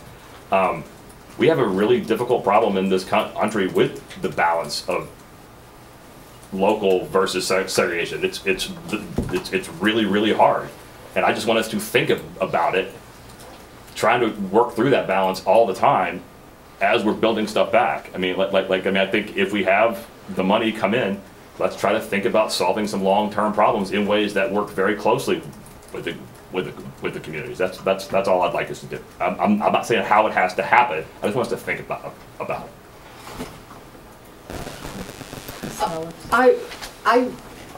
What you said now is very different from what you said at the beginning. I don't want to put a big burden on our, when you first talked about it, is to come up with a big plan to put local schools in, because you've got a great need, but in my district, Mulberry High School is a great, huge need. It was a great, huge need day one when I came to this board almost 16 years ago, and nothing's changed. Bartow High School still needs, thankfully we're getting a phase 1, but it needs phase 2 and phase 3 desperately. They were the 2 high schools that didn't get, because we ran out of money before they got renovated. And I see many elementaries. So you've got so many things on your plate. Yes, to think about this, but to try to put in local schools, I agree with Ms. Fields. I don't want to see us go back to resegregated schools, even at a larger level. I've been screaming about charter schools resegregating us by economics versus racial diversity so much. But it's not a huge project that I want to put on top, because I see, even with the half-cent sales tax, most of that money could be allocated for needs, not wants, in what's already been waiting to happen. But of course, to think about it. But once again, we're under a federal court order, and we've got to think long and hard before we decide to resegregate at another level by No putting one's talking local about school in. resegregation. Okay, well, No. no, I'm just saying, to think about it's fine. I don't want to demand a whole new study on top of what they've got on their plate right now, just taking care of the many desperate needs that we have. If you think that Lincoln is not a segregated school, you have not paid attention for a long time. Oh, I'm very pleased with. That's our magnet school. That has become a segregation tool, not a desegregation tool. I'm very pleased with what the city of Lakeland, the agreement that we came up with, and those kind of things could continue with our magnet schools. We could work on that. I thought you were asking for a whole plan for schools to be built so that communities would have community schools, and that might further resegregate. So I'm not against that at all, but I don't want, when you first said you wanted a huge plan presented. I don't think I ever said huge plan. Oh, well, I said I wanted us to think about how our charters and our magnets interact with our local schools as we're developing the plan. No, that's fine. And to think about solutions to the multifaceted segregation that we have, which is racial, class, achievement level, ESE, our busing costs, and even more important than the cost, the fact that, like I said, we have very segregated buses. So, that's fine. I just want it to be clear what I've talked about. I want this thinking built into what we're. I agree with thinking built in. I just don't want to put another whole plan out there that may or may not be able. That's fine. I don't need to see a plan on X day. Okay. Mr. Wilson? Well, I just wanted to say also, I agree with Mrs. Cunningham. We'll make it perfectly clear. Our greatest need is in the northeast part of the county, and I don't think we should not look at that first and foremost. So just to be clear about that. But I also would like to mention this. I have been invited to serve on a countywide CIO committee, which includes some of the top IT folks in the county, and their focus is ensuring that we have technology, because we talked about in the building process making sure those schools have top-notch technology, and their goal is to ensure that we have technology capabilities throughout the county, and it's a combination of folks from the government sector as well as the private sector. And interestingly enough, and this is why I offer this, their primary focus has been on schools. They want to make sure that our schools have access to the fiber cable that they need and to the bandwidth that they need, so that we're providing quality technology at all of our schools. So the community is partnering with us and working on that as well. When it comes to technology, it takes a village. Yeah. That's right. Amen. Are there any other questions? Plugged in, it was about. Oh, to go home. I got it. Okay, thank you. Look forward to your next presentation. Okay. Next up, we have, PNC, we're gonna, do we want to go through these next two, then we have a break right at executive session? Okay. Next up, we have Kimberly, who's gonna bring the, exception student education policies and procedures.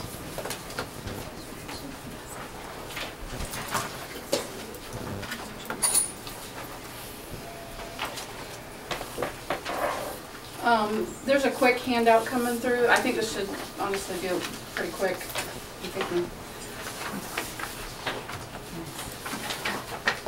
Thankfully, we did the student progression plan today, the SPP. So what I want to be clear on today is that we also have an SP and P in our district, and there's a lot of times that it gets confused. So in the ESE world, when we say SPNP, we're talking about our Special Programs and Procedures document.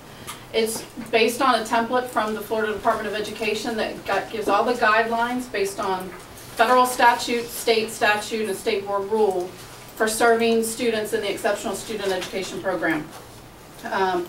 We are required to do this pretty much on a 3-year basis. There are times when we update it within those 3 years. If something changes legislatively, we may have to do something, or if a school board policy changes and we have to make an update. But for the most part, we update it every 3 years. As of this week, we currently have 14,641 students with disabilities in this district, 5,899 gifted students. So those combinations of students are guided by the procedures in this document. We also have 6,420 students with Section 504 plans that fall under those guidelines and are not covered by the SPNP, but have the potential to be covered by that because they could eventually land with an IEP. This document is pre-approved by the Florida Department of Education before we bring it to you, so Ms. Taylor and her team has a process that they go through in making those revisions, with Jim Maxwell as well, depending on what the different sections are. So before we even bring it to you, it's already pre-approved by the DOE, and it's just a formality for your approval. It also is required that we complete it in order for all districts to receive our federal IDA dollars and our state funding through our FTE money for our students with disabilities. And then on the rest of the handout, it gives you the various sections that are included in the document on the front and the back. It is published on the Florida Department of Education website, so a lot of times when we have parents or community members or teachers or anybody that's asking what is the procedure for something in the ESE, we refer to this document because this is what guides everything that we do. And it's a lot of times not known because, again, we go back to the SPP, SPNP confusion. So thankfully I'm taking the opportunity to clarify that today. That's it. That's any questions. Any questions? Thank you. Thank you. And the last one we have coming before you today is Dr. Aikes with the update on the SAOs, and I know Marion's on the team with him as well. We have Cheryl Joe. Good afternoon again. Board, I'm really excited today to bring to you an update on our teacher evaluation system.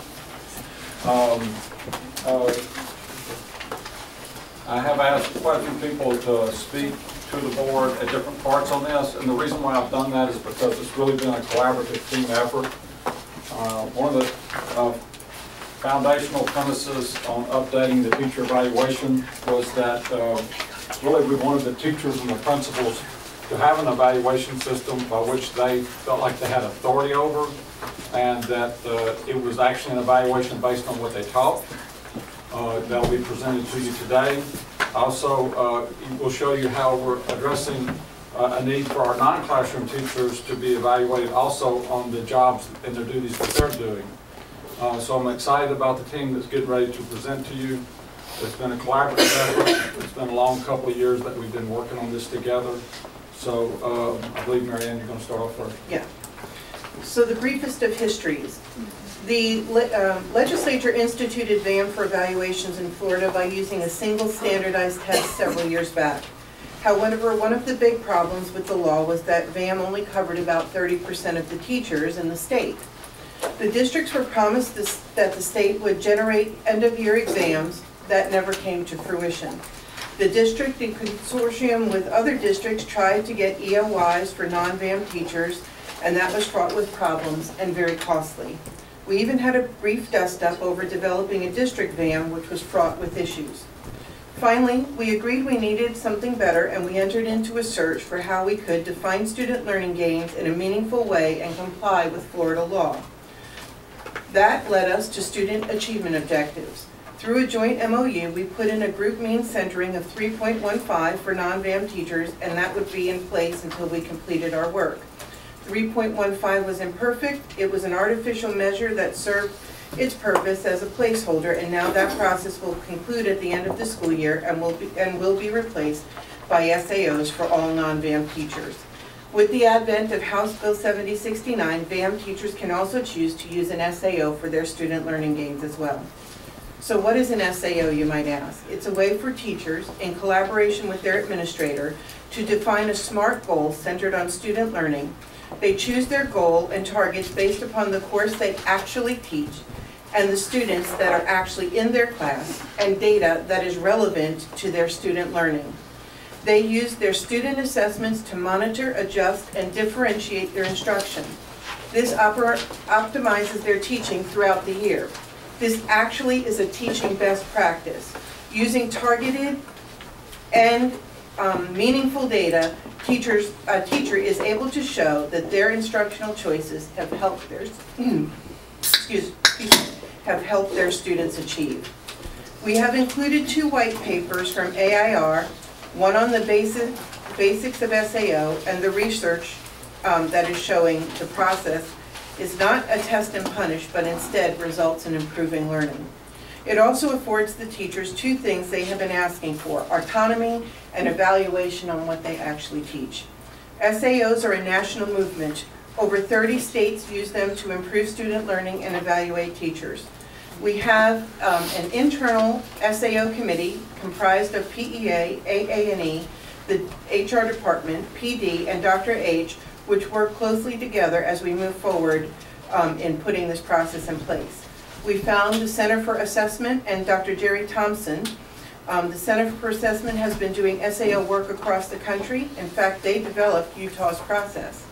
Dr. Thompson has become our SAO guru and has worked with us as we roll out this the SAOs to our teachers and administrators. While Dr. Thompson's training does come at a cost, all of the Center for Assessment material is open sourced as long as we cite them.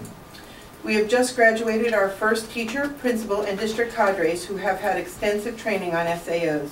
The teacher cadre will become regional experts available to their colleagues, and principals will support administration.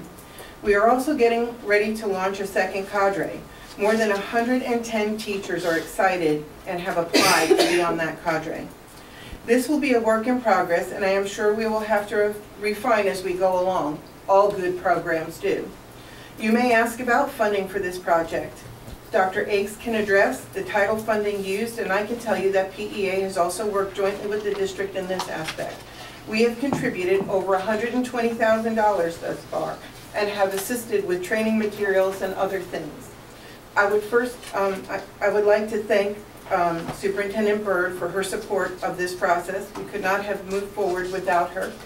Dr. Akes for his insight and involvement as we work through a bevy of issues. Sandy Riley Hawkins for her expertise and her spirit of collaboration.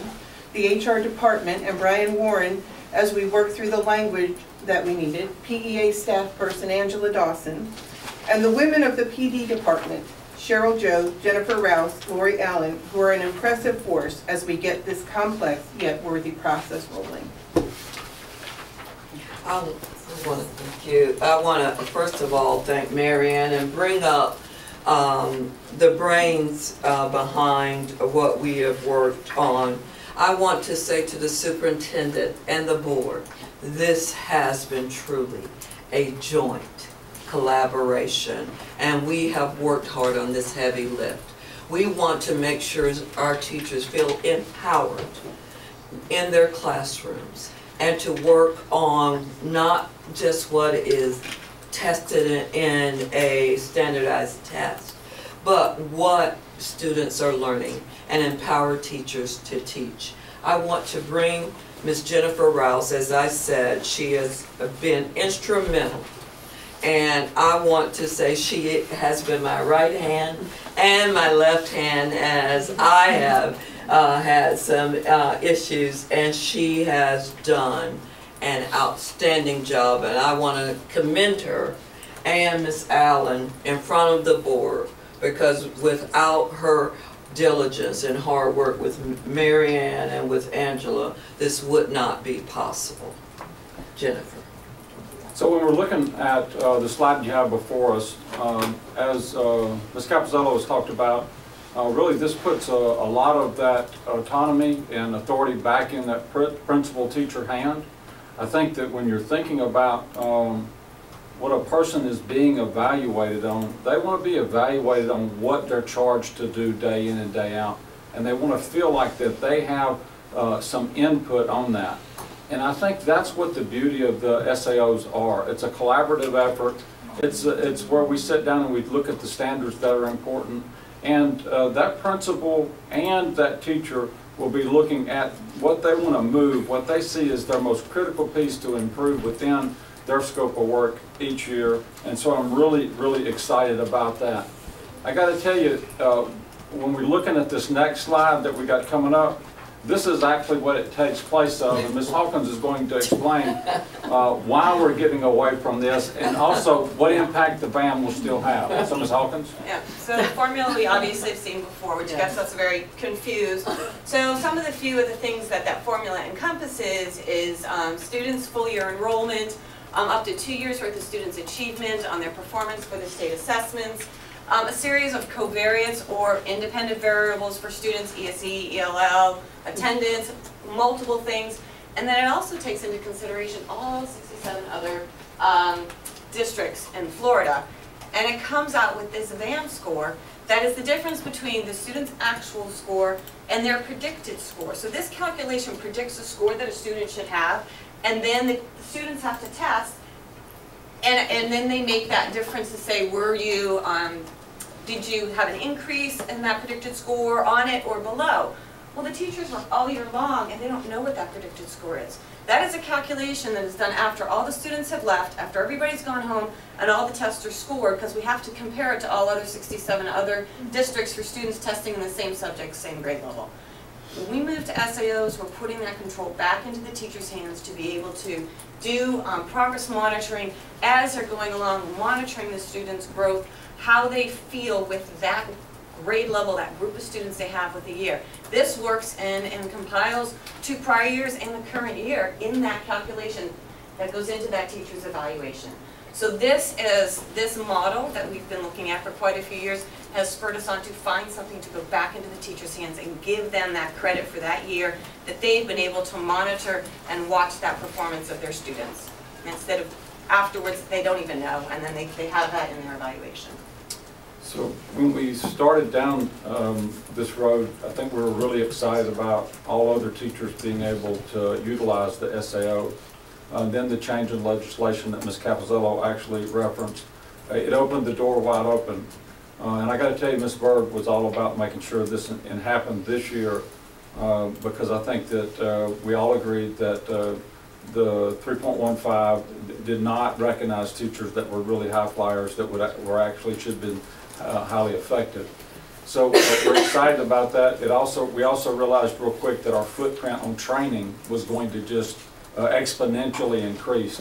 So you're getting ready to really hear about how we ensured that we ramped up our training to make sure we were able to meet that need, not only with cadres, but some stuff we got going on this summer. So Jennifer.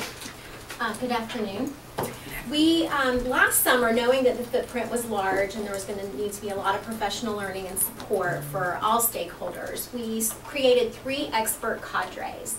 a teacher cadre, an administrator cadre, and a district cadre. So we have 24 teachers that represent the different areas across the region, different levels and content areas and courses.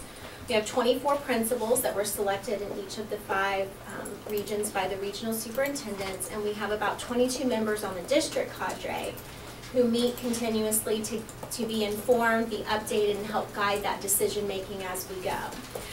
The good news with the cadres is they've done focused professional development all year and study. They've written their own quality SAO, lived through the process, we've learned from them, and now we're ready to start gradually releasing, and they knew this was the plan all along, where they are now going to be able to be teacher leaders, principal leaders with other colleagues to help guide and support their work for the upcoming year. What I'm going to invite you to do is in the packet that we just handed out, there's 2 articles, a colored one and then a black and white. If you look at the black and white one and look at the very last page, please, you'll see a blue graphic that shows more detail of the professional learning and support that we've provided this year. So you can see there for our classroom teachers, they actually had a touch of what SAOs are back in March of 2017. So a year ago March, they watched 5 video modules. Every school did that to kind of give them a heads up and they could start doing some of their own studying. A SharePoint site was created to house examples, and put those modules there for them as well. That teacher cadre came into place. They've studied all year long. You can see there they've had 8 full days of training dispersed throughout the summer and school year, and then continued their learning throughout that through 4 WebExes with the team. We provided beginning of the year support to teachers across the whole district. They were optional. 5 of those sessions, we had over 200 teachers attend to learn about the SAO process. And then we had middle of the year support and end of the year support. What just wrapped up in our schools are professional learning communities that were led by school-based administrators on what is a quality SAO. Why are we doing them? How did we get to this point? And what do we do to move forward? So that everyone could have the same message shared with them in preparation for when they return back to school in August. And then this summer, we have already scheduled up to 32 sessions where they're going to have opportunities across different schools in the district to come and get support from cadre members on drafting their initial SAO so that it won't be such a heavy lift when they return to school in the beginning of August. And then on the bottom part, you can see we've had that same kind of plan for school-based administrators. They had their introduction back in February a year ago. We had the principal cadre formed. Beginning of the year support, some of those cadre members helped co-facilitate some evening sessions. Over 120 administrators attended those. We had middle of the year and then end of the year support, where actually the PD team modeled at their principal and AP meetings the SAO PLCs. We provided them their materials and lesson plans for delivering those PLCs, and that's what they took back to their schools and shared with their teachers themselves. And then just as we will for our teachers, we've planned 6 half-day sessions where they'll actually come in and we'll help them map out week by week, preparing for implementing for 18-19. Okay.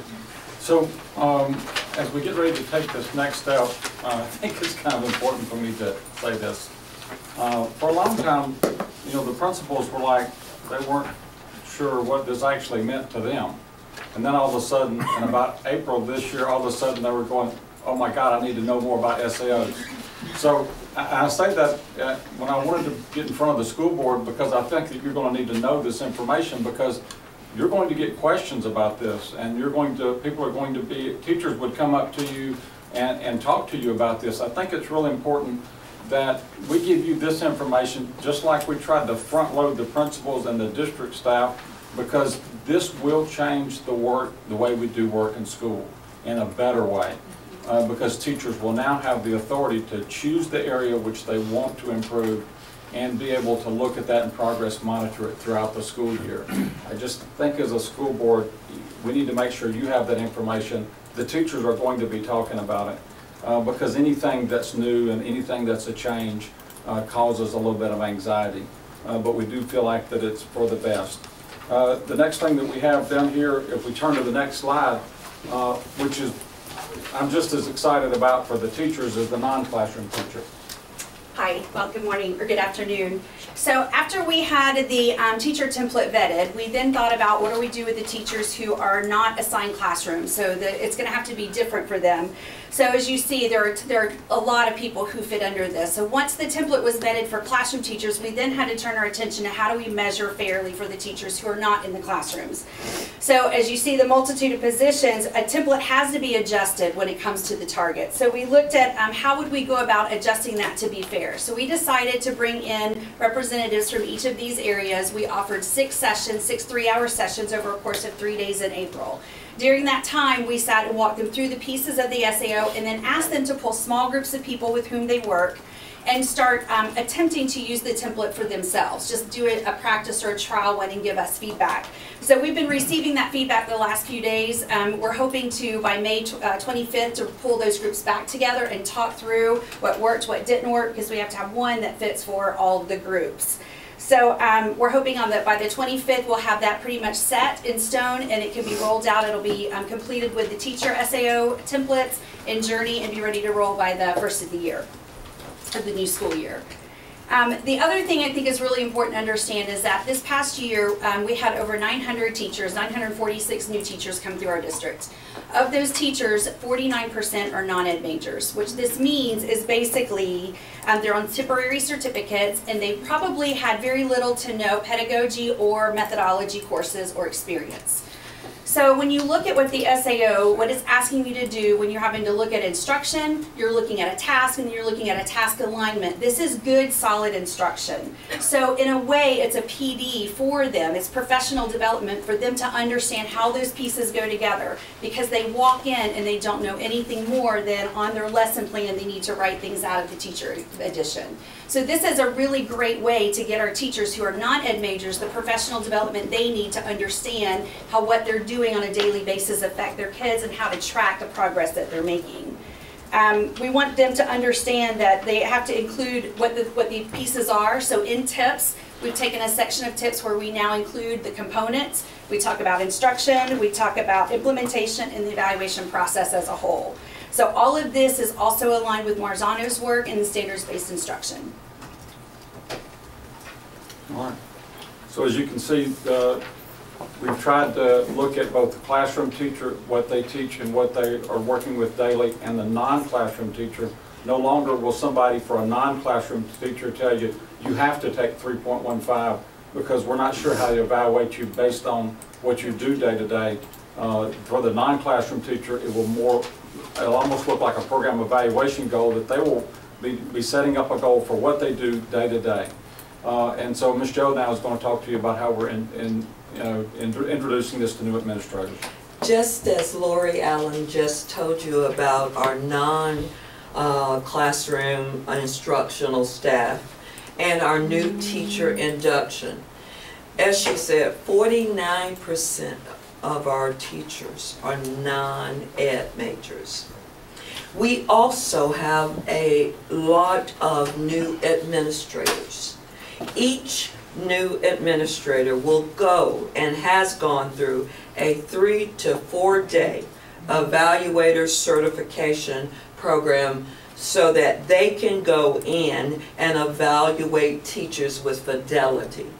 We have inter-rater reliability, and to collaborate that they are evaluating teachers in a uniform, standardized manner.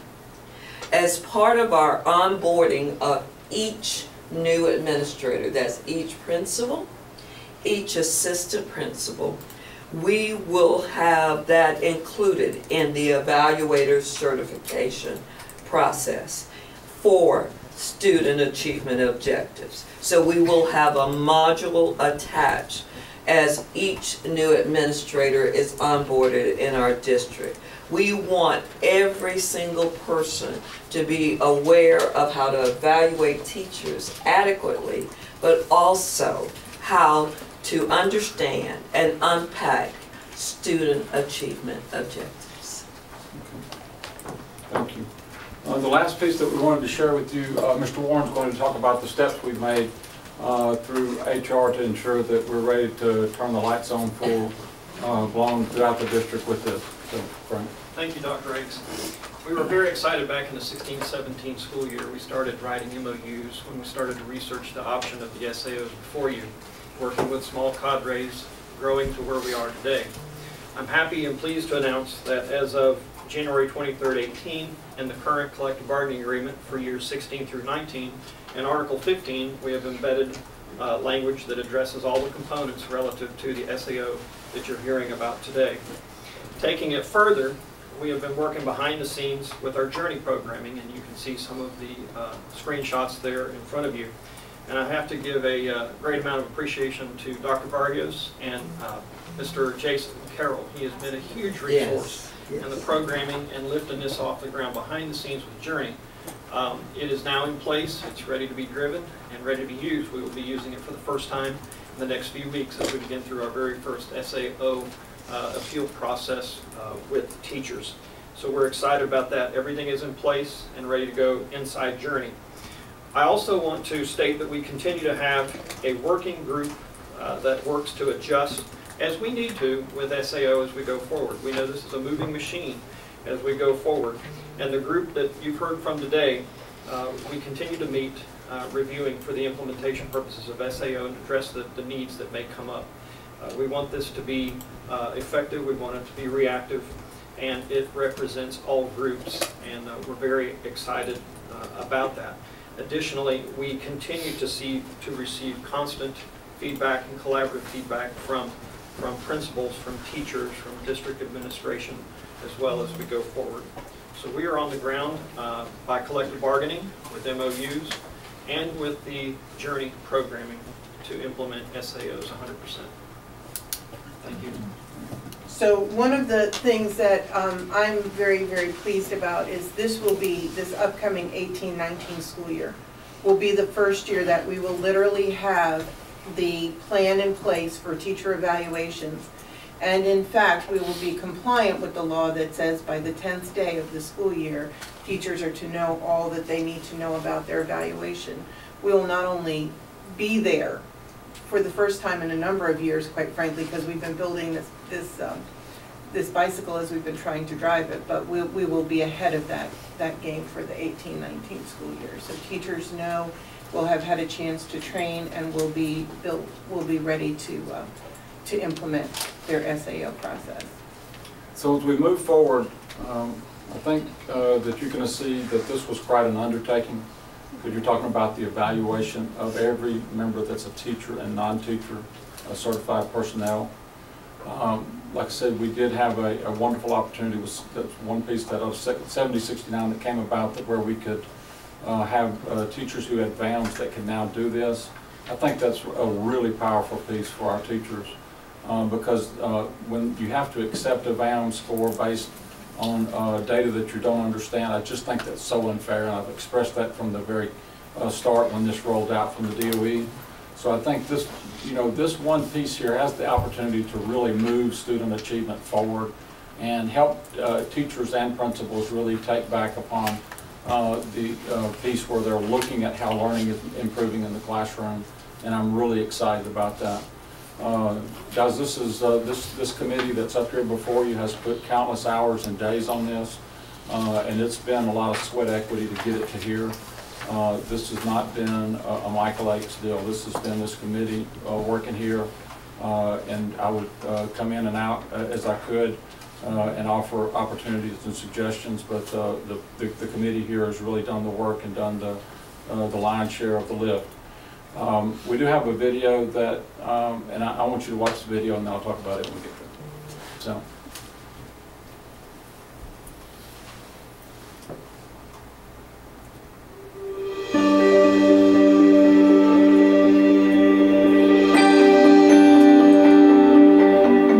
It's important because it's a new process of how teachers will be evaluated. And it's very important to me to participate in that type of learning because I want to be in the know of what our teachers get to do as far as building student learning. So it creates an autonomy between the teacher and the principal to have those collaborative conversations.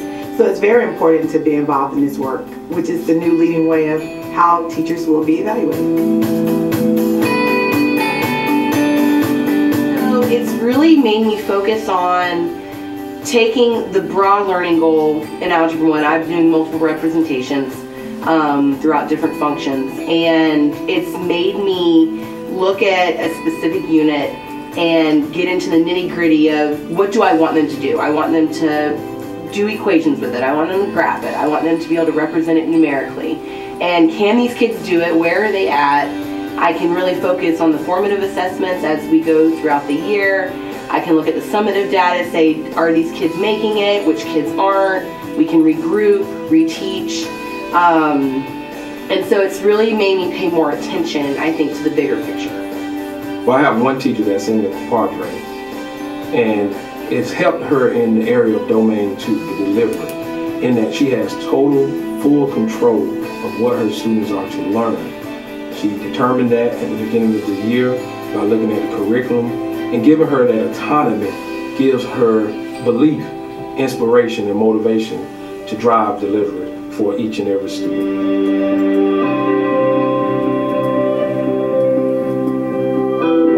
Biggest ahas for me was that I was able to teach my students more than I thought that they could possibly handle.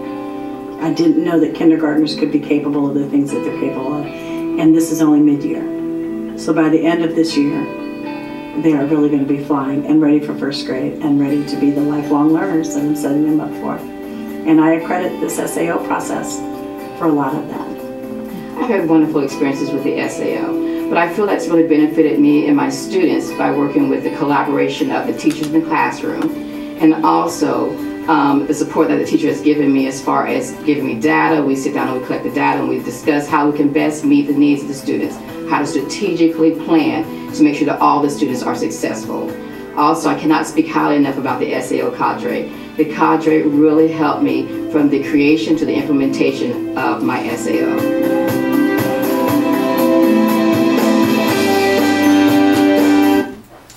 As we move forward and close out, if you have any questions, don't hesitate to either contact me or Ms. Joe or Marianne about this, or Jennifer.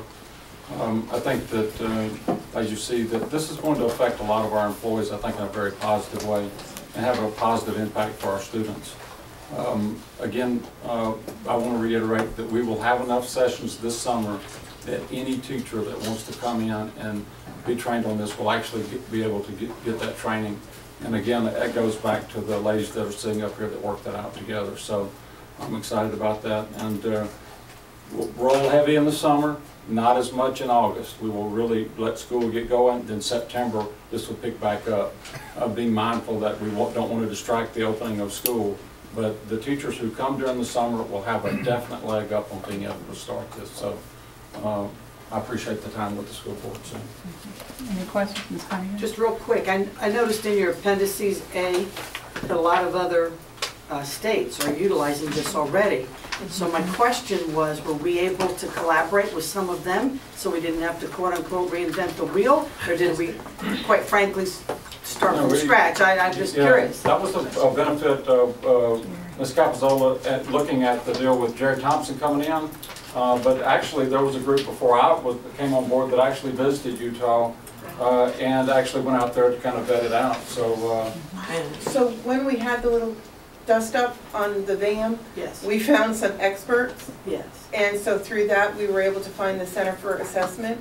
And again, we were able to use a lot of what had already been put in place, which saved countless hours and money and whatnot. So. Yes. And Ms. Cunningham, we had an opportunity, I was one of the ones that had an opportunity to go out and see the power of they called them SLOs, we call them SAOs. We didn't want to slow. That's true. However, that's true. When we saw the excitement of the teachers and the empowerment and the learning communities and the PLCs that were going on in Utah. And Dr. Jerry Thompson, who Ms. Capicella brought in, was instrumental in that effort. So did you find when you looked at these schools and after they implemented their SLOs, okay? Yes. What happened to student achievement? What kind of results did you see? You have a research paper In that here? talks Okay. about that from Okay. AIR. I'll read it. And I also will tell you that they're in the final stages. Jerry Thompson and some other folks who've been part of a consortium are in the final steps of a research paper that unfortunately just wasn't quite done. So there's more empirical research coming in that is showing that SAOs, because they cause you to focus in on your assessment, quality assessments, not big step, but quality assessments, and on your individual students in your classroom. And looking at, we can get overwhelmed by data, but this really helps them narrow into the appropriate data they need, that it's moving student learning. Is it really? Okay. There's like, is there 12 or 14 states that have adopted it statewide? It's more like 32. Yeah, statewide. So Whole states. Massachusetts, Georgia, Utah. There's a whole consortium of New England states that have been working through the National Education Association. So this is really something, because people were struggling to find a meaningful way. Yes. And this test and, a single test was, most people were starting to figure out that maybe that wasn't the best path to go down. So. Awesome. Mr. Harris? I have a tongue-in-cheek question, not meant to be answered, but you mentioned a statistic. And I think for the benefit of the public, there should be a comparison of that educational statistic to medicine. Due to our state legislature, I think I heard you say 49% of the physicians don't have a medical degree that are in the hospital. That's correct. Applied to the medical world. That's just this year. That's Just a good this year. analogy. So if they feel comfortable with 49%, the legislature, telling us we've got to have non-educators in the classroom, do they feel comfortable with 49% of the physicians in the hospital, non-medical degrees? That's a great way. Thank you. Hopefully the public will hear that and start to see that's what the legislatures, not just in the state of Florida, around the country have forced on the education, saying all you have to have is a college degree and you go teach, regardless if you have any idea about learning process. Ballot Box 2018. So next time you go to the emergency room, you might want to ask that physician. Thank you. Mr. Wilson? Well, I'd just like to thank everybody for working together to make this happen.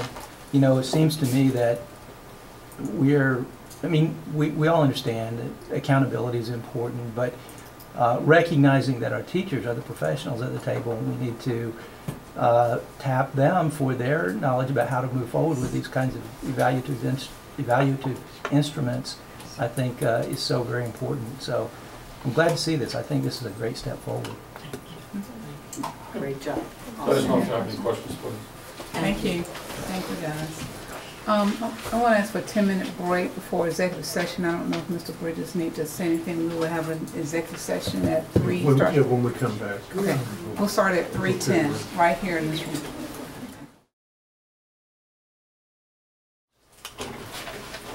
So the next item is the review of the board meeting this evening. We have some special recognitions. Any questions, comments about the special recognitions? We have a couple sets of minutes. Amendments to the minutes. We have some new administrators. Madam Superintendent.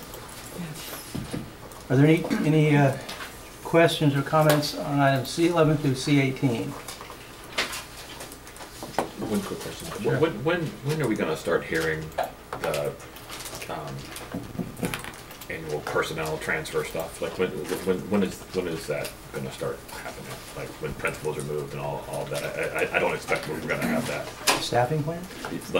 Well, like how at the end of the year. Right. We're in discussion. Okay. Okay. So any questions, comments, items C11 through C18? As usual, we have a bunch of donations, and of course, we're very grateful to our community and our business partners for those. Any questions or comments about any of the donations? Cash donations through C43, non-cash donations through C47, C48, business services items C49 through C50, facilities and operations C51 through C54. Questions, comments? Human resource recommendations C55 through C57. We have some new textbook adoptions C58, C59. Field trips, out-of-state field trips. Business contracts, regular agenda R61 and C17. That was moved to the regular agenda because of my relationship with Polk State, so that'll be part of the regular agenda. Item R62. Items R63 or R64. Any questions, comments about anything on the agenda? That was quick. Oh, what's one question? We're going to have the little addendum to the approval of the Florida Charter School or the Polk Charter School, whatever it was, the little resolution thingy, where we say we're doing this under protest. Didn't we talk about that last week? Yes. Okay. All right. It's attached. Is it? Oh, it's under Wes's. Yeah, I think that's Okay, under Mr. Bridges. Okay. Yes, Okay. yes, we are going to do that. Yeah, absolutely. Okay, that's fine. I don't need to go on. That's fine. Okay. Half-cent sales tax, really just an update, and happy to answer any questions anyone has as it relates to the referendum. Now, this is, my report, of course, is on an update on the referendum. The PAC first there are two parts of that. The PAC first has to incorporate, and then the second piece is they have to file with the Supervisor of Elections Office because there are things, reports they have to do there. So it's my understanding that the documents were filed with the state incorporating the PAC. And that, so they're really the two different issues with the, just because of the process itself and the way things are done. So I think that as it relates to the incorporation, Jerry Hill will be identified as the president, Alice Hunt as the vice president of the PAC. Hunt Berryman has agreed to lend his name as vice president, and Charles McPherson he's former president and CEO for SunTrust, will serve as treasurer for the PAC. Now, that's for the incorporation of the PAC. Now, as it relates to Supervisor of Elections Office, Mr. Hill and Alice Hunt will serve as co-chairs, and then Hunt Berryman will be identified as the vice president, and Charles McPherson as the treasurer. So those documents are, I'm sure if they're not public knowledge today, they will be first thing. There'll be some done tomorrow because I'm sure they've been filed by now. So the next step then is to open a bank account, much like everyone on the board knows. You have to open a bank account. Go through that process, and then they'll start raising money for it. So that's where we are. That's the update. Any questions? Yes, ma'am.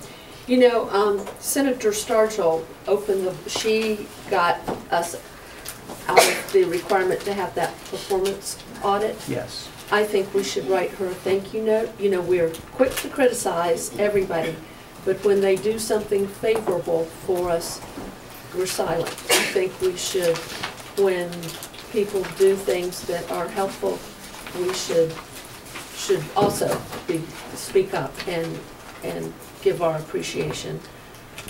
So I would like a letter written to her thanking her for that and enabling us to go forward, because it's a really big deal not to have to do that. Do we have a consensus on that?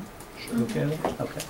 Did we just write a letter to the other guy, Wilton, for the?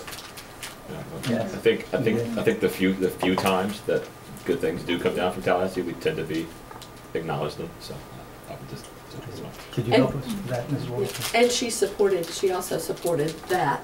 She voted for that. I know we talked about that, the compression, but it's good to always remember to thank people when they do something positive. Okay, so any other comments, questions about half-cent sales tax If we referendum? have people approaching us asking, saying that they want to help with the PAC, Yes. who do we need to direct them to? For now, you can direct them to me, and I'll make sure Okay. they're directed to the correct place. Perfect. And the members of the PAC will be, I don't know, that will be up to the PAC to decide how many folks they want serving.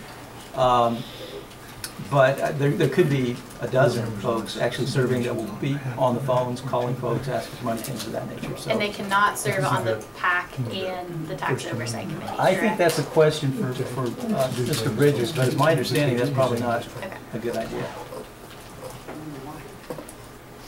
They cannot serve on the PAC and the Tax Oversight Committee? The consultant has recommended that not happen, and I spoke with the School Board Attorneys Association. That's not a hard and fast rule, but the consensus was that is absolutely a good one. Okay. Well, So don't bleed over between the two. Now, we did ask, I think, the chair for the half-cent sales tax committee to serve as a liaison, but not be a member of the PAC. Liaison's fine. The meetings are open. You know, the sales tax committee meetings are open. Anybody can go. The entire PAC can go and sit in and whatnot. But as far as membership goes and voting, it's a good idea to keep a veil between the two. Thank you. Thank you. And so the next agenda item are comments from board members. For the thing tonight or for today? No. Just our regular sorry. board member comments. Okay, just very. What did we skip? The budget? We did, yeah, because we had that conversation. You're not going to have that. Okay. Unless there's some questions. Because they don't have all the information. They're gonna bring it They're back going in to be June. getting some major information, and it's going to change the whole, so they're going to wait until they get. Can we do the board member real quick? Sure. Okay. I noticed in the communication from the superintendent on Friday, I appreciate this, the scorecard on the focus implementation. Again, thank you for sending that. I did notice, look like, just based on my reading of the card, we maybe struggling a little bit in some places. We're probably missed some deadlines or some stuff that's in yellow. That might just be my read of it, but. Yeah, I don't think Tina's in here, but her report, we're pretty much on pace with everything. Some things they had to push back because of the timing. Like some of the teacher trainings, we didn't pull them out during testing. So we delayed and moved some things where they're now coming. They're going to do some things after the testing part of it. Okay. If you let me know the area particular that you're talking about, but if you. Well, there were just a number of spots that were in yellow, and the yellow aspect is, in danger of missing. And then there were several spots, and if you look at it, it says missed this deadline or missed, and it may just be because of the sequencing and how they have to do it, but some of them we changed. Some explanation of that might be good. If it's on track, that would be good to hear. Because just my cold read of it, it looked a little bit like maybe it wasn't. So if it's on track, that's fine. I'll get a due response to you. Okay. Some of the dates were changed. Okay. Oh, there she is there. Talking about some of the yellows, Tina, on the scorecard. Yes. I think those are some of the dates we changed on some of the things. You just want to give an update? Yes, so we're pretty much, most of those targeted dates were estimated dates, and depending, and like Superintendent Byrd said, because of the testing, we had to push some of that and work around the training because we didn't want to pull teachers out and certain folks out from the schools. So we are actually pretty on track for everything that's scheduled out. And again, it's when you've got that massive amount of training, you're estimating dates and then working around that. But right now, we are not in danger. We are actually operational in the sense that we're live in terms of enrollment. We are actually doing live enrollments. We've rolled all of the students. We are doing scheduling. We've done a lot of training on secondary. Elementary scheduling is actually happening this week, the first round, but there are multiple rounds of training as we do this scheduling. Actually, one of the things I remember now, there was a data load question. There was like some data that hadn't been, I mean, I just, again, if you're honest, we don't have to go into this now. If you feel like it's on track, that's fine. Yeah.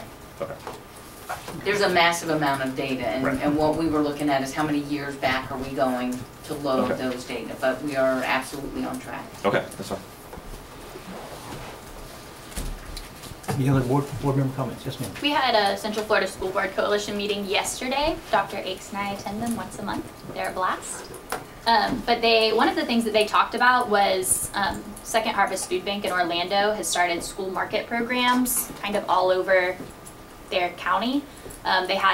Originally they were going to do they said 3, and then they ended up with 8 pilots because there was so much interest.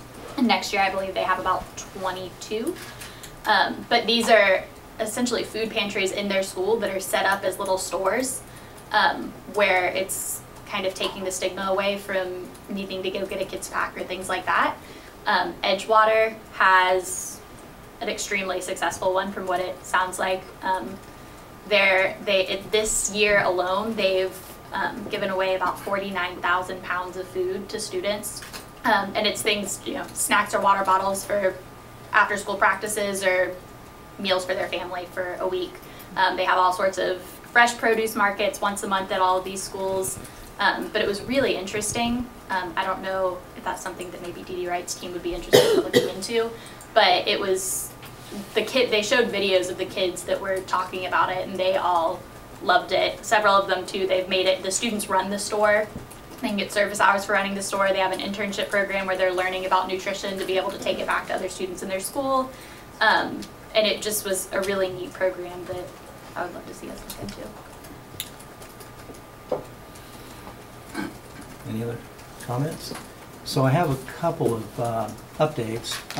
The evaluation for the direct reports to the board, Ms. Worthington, Ms. Matthews, and Mr. Bridges. Apparently there were some technical difficulties with getting that out, so we'll have that out later this week. Okay, thank you. And I think there was a request for an update on the Lake Wales, the meetings with the Lake Wales community that we were having for a while. And when Mr. Small left, there was kind of a break there as we kind of restarted those meetings. We restarted them now. Had a productive meeting last time we got together, and so we continue to meet and continue to work as best we can to make sure that we're building those relationships in that community. Well, I think there was a specific interest, at least for me, in discussing at some point, this could be whenever, then let's not do it today. Like, what specific mechanisms we can actually do for, even if there's no, even if it's not a zoning thing, it's can we set a day when somebody from Lake Wales High goes into McLaughlin and signs kids up to go to Lake Wales High? Can we put a protocol in place at Haines City and Winter Haven High where they go, no, go back? And again, if they say we can't, or if they refuse to take them, then that's one thing. But we ought to have, I think if you do those two things, you start getting a lot of those kids who might be falling through the cracks that we're busing away from Lake Wales going to Lake Wales High, which is where they belong. And I was looking for maybe a little policy step beyond just having the meetings. But we can talk about that. We can set that for next time or whatever. Or you can take that back to the meeting. Okay. That could be a policy piece on their end, though, right? Let me tell you. Lake Wales High School has wanted to go into McLaughlin, and in the early days they were allowed. Change in leadership has caused that to not happen, and I don't know how it was this year. But prior to this year, they were not allowed to come and have the tour and have the kids come to the high school and all that. Everything was, and I'm not saying during your reign, but that's been the history. So there's fault on both ends. Let me just be very honest. I don't care about fault. I know. So going forward, we need to allow that to happen so that all the kids from McLaughlin have the opportunity to get in there early, because otherwise they end up not getting the electives and stuff that they choose because they're already filled up. I mean, there's tons of history Sure. I can share with either one of you, so, Yeah. but we are partly to blame for that. Well, and no offense taken on my part, I appreciate you bringing it to my attention so that we can address it.